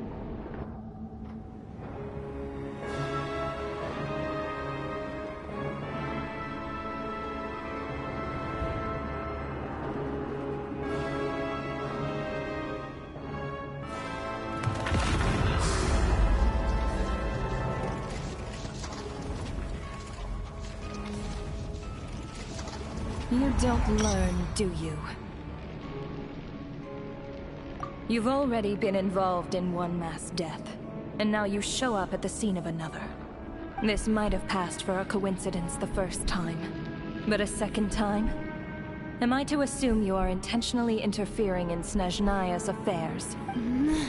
Judging by your expression, it seems that you understand little of what is going on here. In that case, a word to the wise.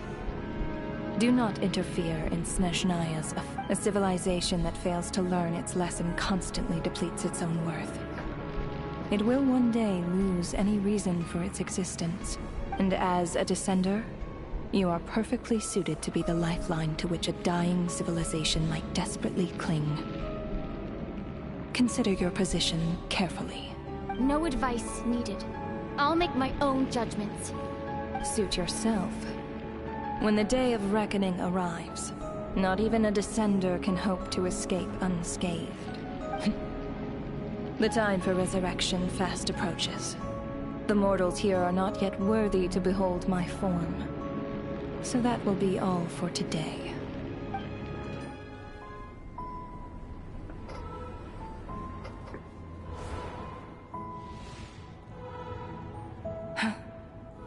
That thing is coming with me.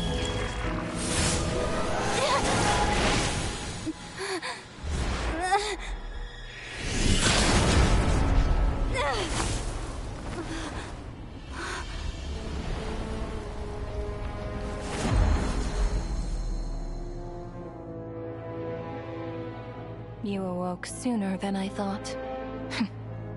The curse of immortality is stubborn. Unable to enter the ley lines, yet not content to remain a spirit. Ruler of death, what do you want? You perplex me. Both you and you. That thing may be a creation of Celestia, but it possesses none of Celestia's power, let alone authority. Your obsession with it baffles me. No matter. The resurrection will soon begin. It's worthless anyway. I'll reclaim it next time.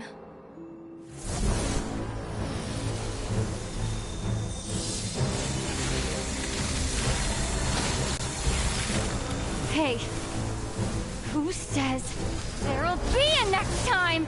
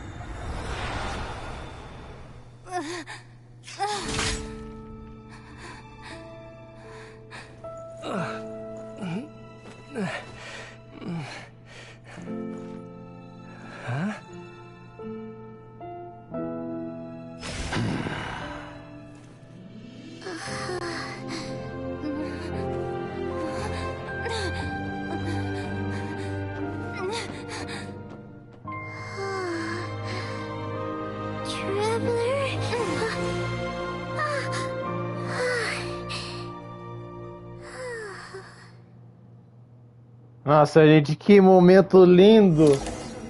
Que momento lindo! I missed you, Paimon. What are you talking about? We haven't even been apart for that long, have we? It was... different this time. You seem to be in pretty good shape. Yeah, Paimon's back in tip-top condition. It's the weirdest thing. Paimon fell asleep earlier, and when she woke up, the Jester and that guy talking to him used some kind of energy on Paimon. And she could kind of feel it canceling out that other thing that was making her feel unwell. So, Mitya helped too? Apologies for leaving in such a hurry at the theater earlier. I was in a rush to verify some theories. Rest assured that your companion is perfectly safe.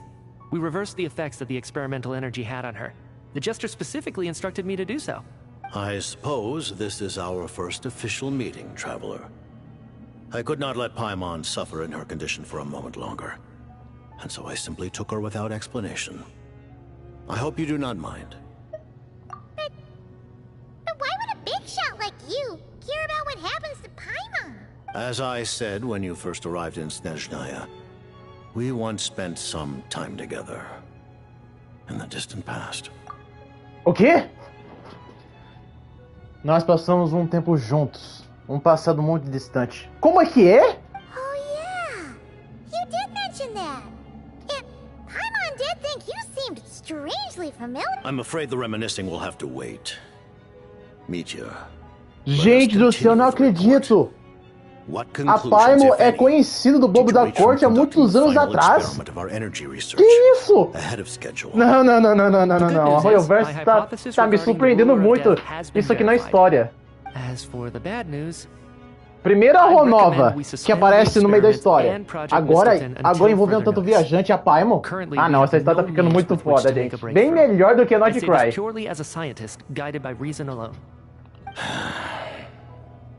I will trust your judgment. We shall put the project on hold until the ruler of death has been eliminated. Wait, what are you guys talking about? You want to get rid of Ronova? Like, how? By killing her? By whatever means necessary, so long as it removes the threat she poses to us. Until then, everything we do will be in vain. After what just happened, I've ascertained Renova's goal. Or rather, the trigger condition for the curse of death.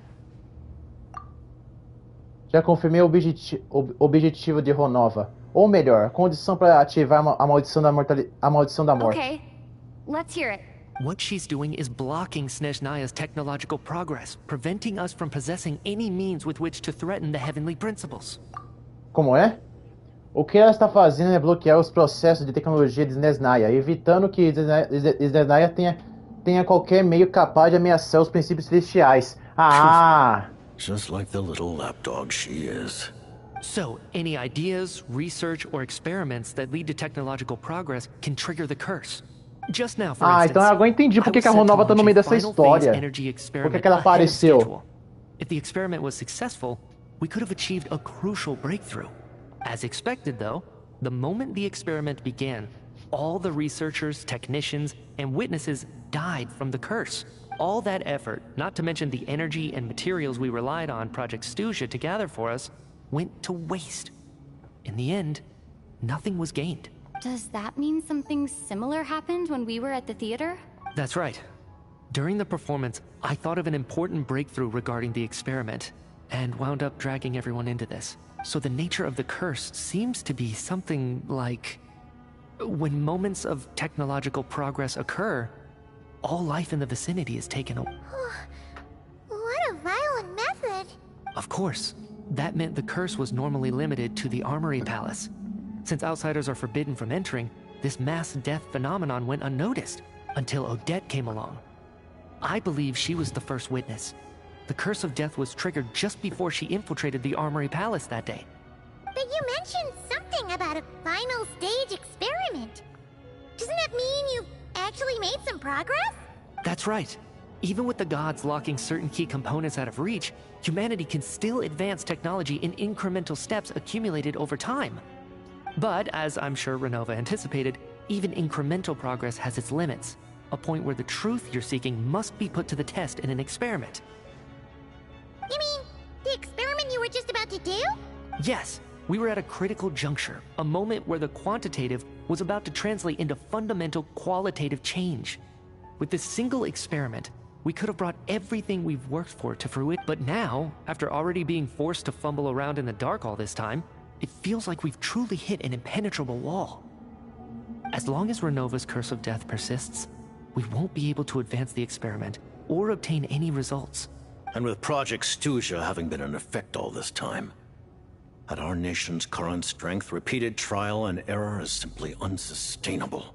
Only by eliminating Ronova first will it be possible to continue advancing our plans. But she's the ruler of death!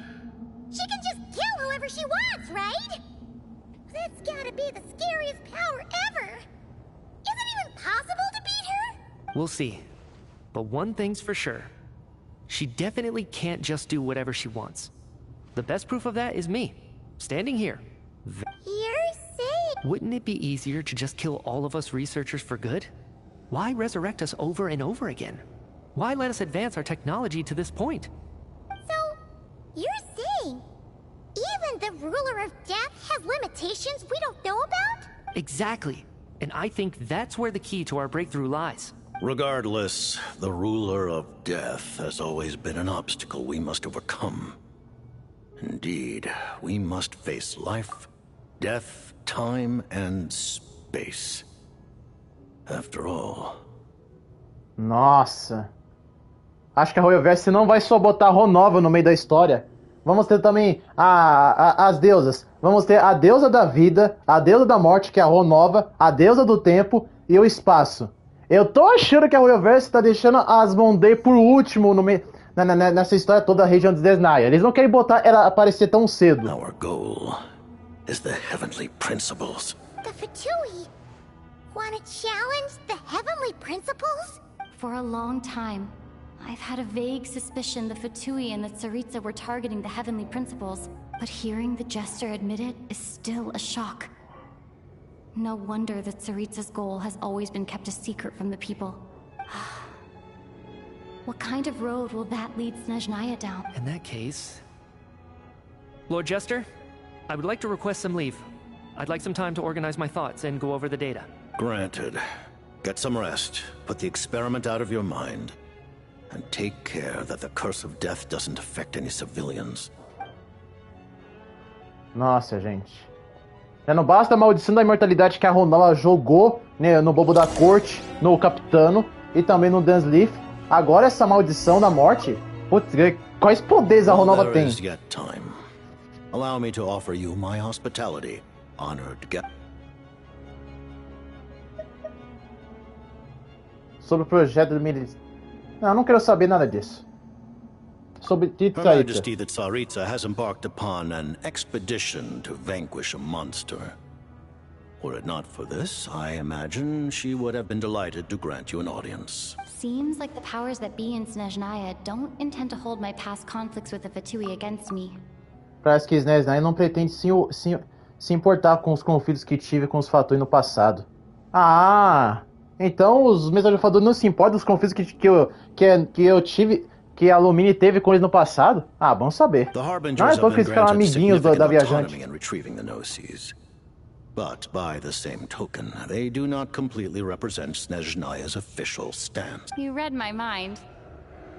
Speaking of the Gnosis, Paimon's been dying to ask this question since forever. Why exactly does the Tsaritsa want to collect them? The Gnosis will undoubtedly serve as a key bargaining chip when she confronts the heavenly principles. Beyond that, you had best ask the Tsaritsa herself. I am not sure if this information is mine to disclose. What do you mean, not sure? Don't you make the rules? You're the highest-ranking Harbinger! Ugh, never mind. Taking on the heavenly principles is something most people wouldn't even entertain in their wildest fantasies. Into that today, civilization is nothing but an illusion. Something whose very existence can be negated at any moment. Our civilization may very well be destroyed in the struggle, but as things stand, the heavenly principles could choose to negate our existence on a passing whim. Only by changing the state of affairs, only by overthrowing the heavenly principles, can our civilization truly be said to have taken root. Otherwise, the fate of the people of Conria and Hyperborea is a cycle doomed to repeat itself. Caso contrário, o que aconteceu com os povos de Canii e Hyperboreia e outras nações continuarão se repetindo. Accepting potential destruction in return for getting to control your own fate. Furthermore, perhaps this is still somewhat difficult for you to understand. Huh? All of them? Paimon knows about the curse of death you mentioned, and the curse of immortality that you and Daneslip have. Then, the birth of the Hilly Churls, the rules of Natlan's Ode of Resurrection, those are curses too? Farina's long life seems to stem from a curse placed on her by Focalor as well. Yes. Even a god's love for humanity is a curse the heavenly principles inflicted upon the gods. O quê? O amor dos Arcontes pela humanidade também é uma maldição imposta pelos princípios celestiais dos Arcontes. Nossa.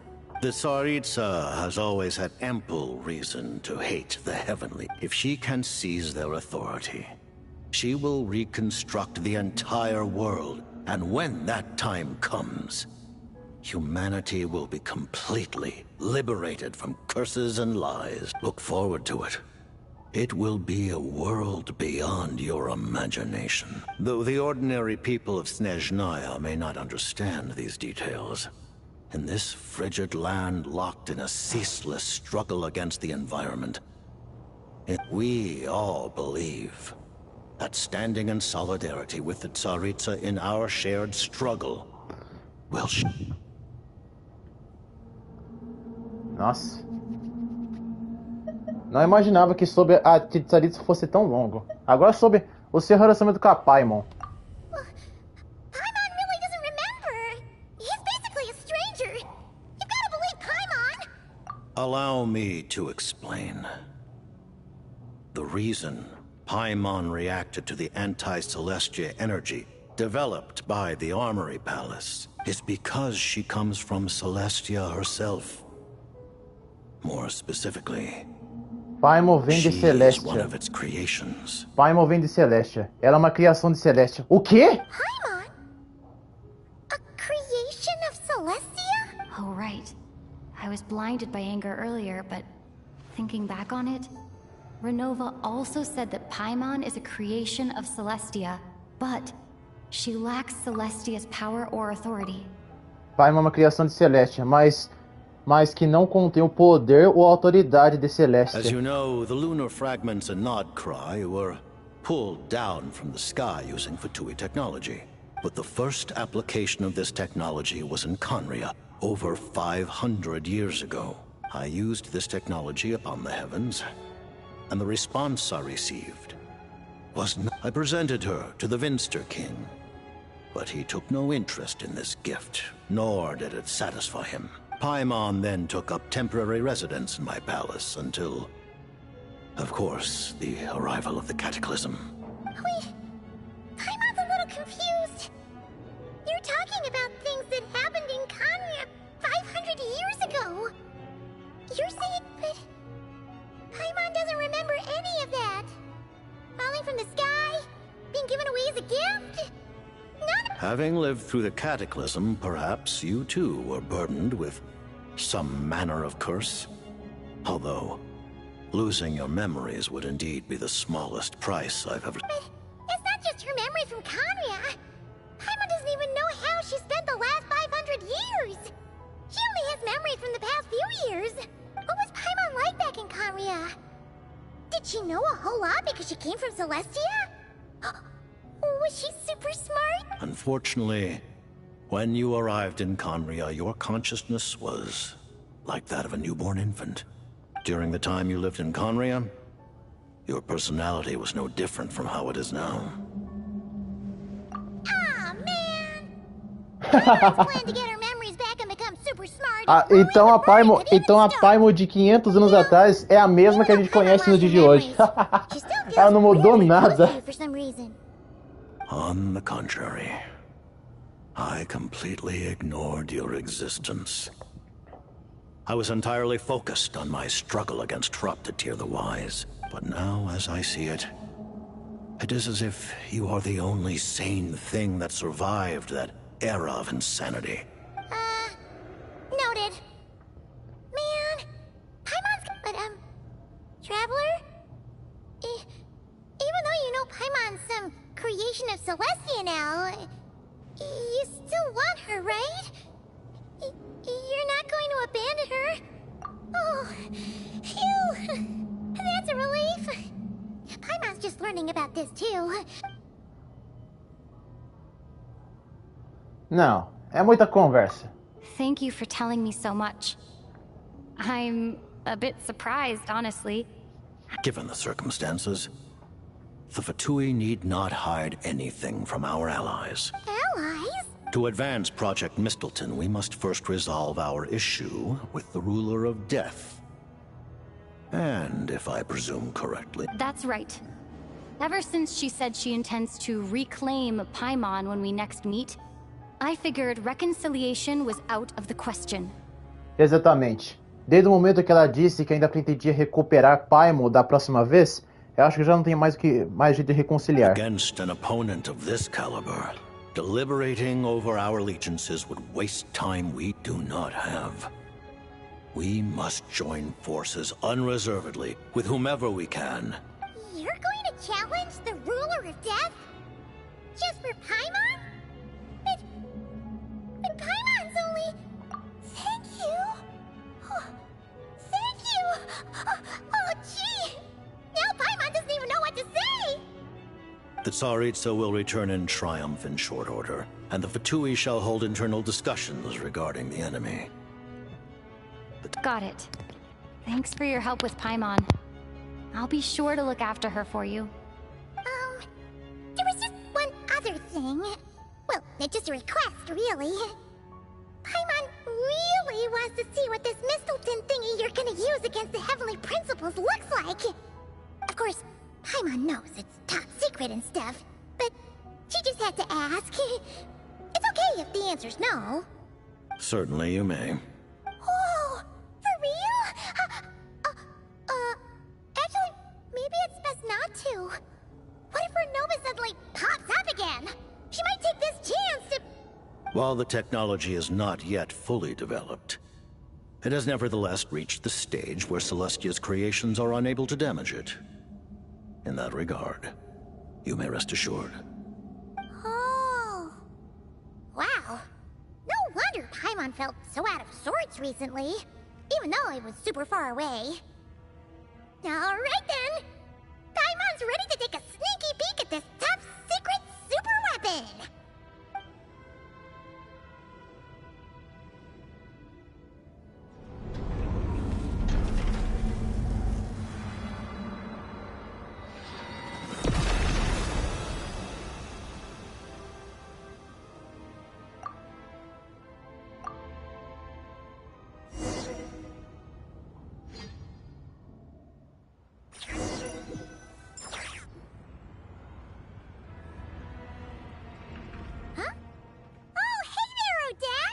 Paimon? You're okay. Thank goodness. You look well. Have you recovered? Long story short, yep, Paimon's all better. What are you doing here? Were you waiting for us? That's right. When I woke up, I wanted to go in after you, but the guards had woken up as well. It would have been tough to take them on alone. And so I returned the way I came and waited for you here. It was thanks to you that my soul found its way back to my body so quickly. Huh. That actually worked? Nice. I just figured I'd try my luck when that ominous feeling struck me. Really, you should be thanking this thing instead. Anyway, now that things here are all taken care of, I have other things I should get back to. Nossa, gente, que baita revelação que tivemos. Que baita revelação. Director Chugunov. Vou pular isso aqui, fala sério. NPC? Vai te catar. Start preparing. I just... Iskra. Dear esteemed, considering that Lelik did what they did for the benefit of the people, the Rokat has nevertheless negotiated with the authorities. Lelik will be suspended for a period of time. Depending on their future performance, they may be allowed to adopt a new code name and continue acting as part of the Rokat. Eu pulo essas coisas. Eu pulo essas coisas para mais importante. You mean? Just thinking, I've never. Eu pulo essas coisas porque a gente não é importante pra nada. But I understand everything now, Rosaline. Ó. Agora é só a Odette. Já que a Odette tinha uma baita ligação com a Rosaline, estamos aqui na Montanha Gelada. I've seen Spirit Seeker performed many times, including by your mother. Why do you bring that up all of a sudden? Even though the choreography is always identical. Sinceramente, não sabia que a Ronova, quer dizer, a Rosaline era gente boa. I just think it would be a pity if the dance was lost to history. She didn't teach it to you, did she? That was an unusually subtle taunt for you.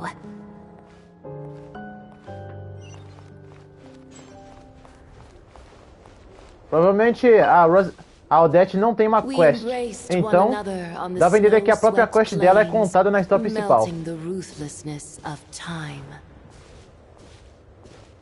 But when our bodies, in pieces, are cast to the winds, what of our love will remain behind?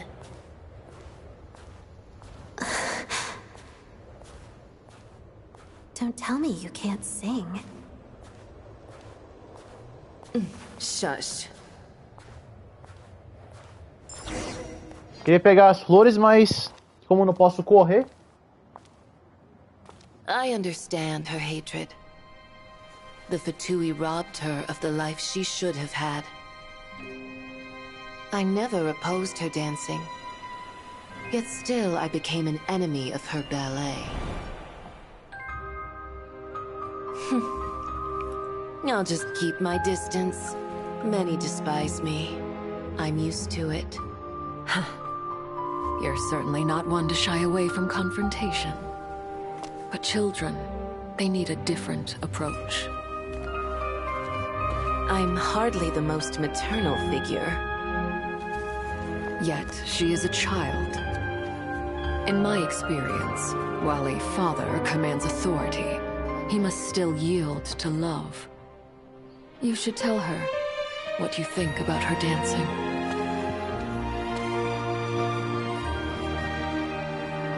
Odette will soon take the stage at the Koralyevsky Theater. This could be our chance.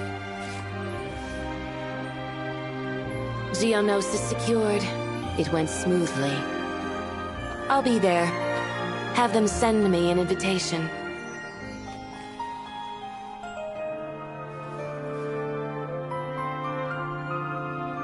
Sadly, things didn't work out. Her final words are inside that block of ice. This? Aren't these for monitoring her subordinates? Not yours. This one isn't her witch's flame, but my two worlds' flames. The two worlds' flames can burn away memories. It was my parting gift to Rosaline.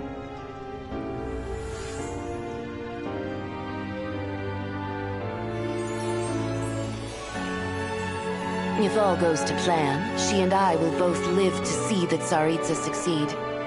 I believe she'll find peace. But if anything happens to me, she needn't follow in my footsteps.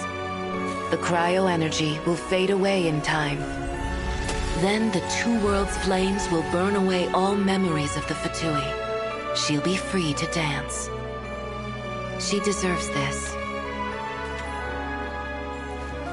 I will handle the aftermath.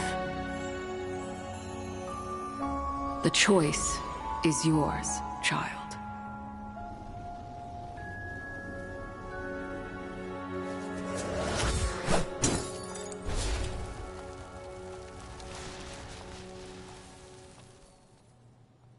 Ela destruiu o presente que a Rosaline deu pra ela. Fresh air at last! Paimon's head isn't spinning anymore. It's nice to finally know where Paimon came from, too. It did make Paimon a little nervous at first, but it's like, who cares if Paimon's a creation of Celestia? She's probably not anyone that important. Probably just the fairy of food and fun or something. And like you said, this doesn't have to change anything between us. You're not gonna just... Hey, hurry up! Why are you walking so slowly? You've spent the last few days lying in bed and stuffing your face. I didn't think you'd be able to fly this fast. Says who? Paimon's as agile as ever. They don't call her White Floaty for nothing. Paimon originally wanted to check out the bookstores in Snezhnaya, but she's more in the mood for flying around right now, so... Wait! They've got light novels from Yai Publishing House here, too! Huh? And this is Paimon's favorite mystery story from Fontaine! The local Snezhnaya books look pretty interesting, too, but also kinda heavy. Not the easiest things to look around. I thought you were in the mood for flying around. Paimon can read while she flies. Hey! Look at these two dolls! Which do you like better? Deixa eu ver. Aponta pra Tsaritsa. Aponta pra Odette. Olha, eu acho a Odette bem mais bonita do que a Tsaritsa. Alright, boss, we'll take both. Paimon will have the other one. Oh, I thought we were only getting one. Alright, fine, I'll pay. There you are. Thanks for visiting. Paimon will grab this and then... Huh? Huh?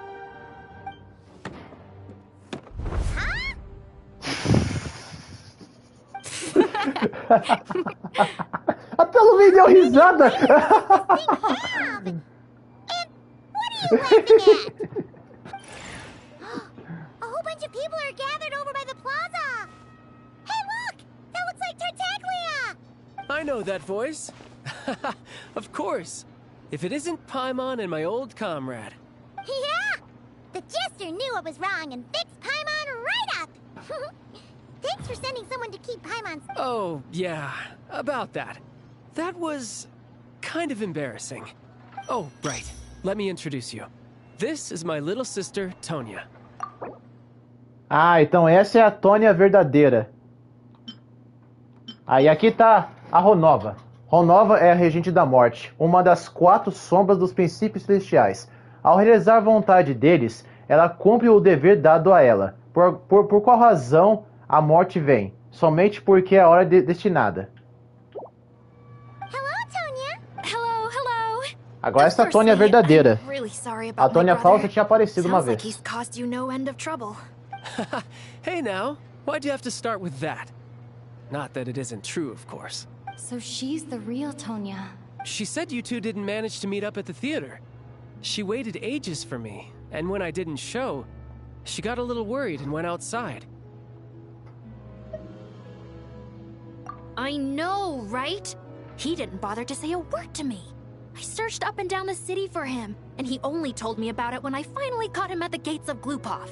I've been rushed off my feet lately, so I didn't get the chance to go home. Well, the snow was bad, and you're never late. So I was really worried about you. How was I supposed to know that you'd stood me up? I'm sorry, Tonya. I really am. I'll make it up to you somehow. Just... please don't tell Mom and Dad. Although the mix-up led to a series of misunderstandings, it's probably for the best that the real Tonya didn't get caught up in that mess. Besides, it's obvious that Tartaglia isn't usually one to break a promise. He only gave his ticket to me because he had to look into Lelek. No, it's fine. It just meant I didn't get to see the show in the end. By the way, what did you think? You were one of the first people to see it, you know? I would say the best is yet to come. Huh? What kind of review is that? Hey, look!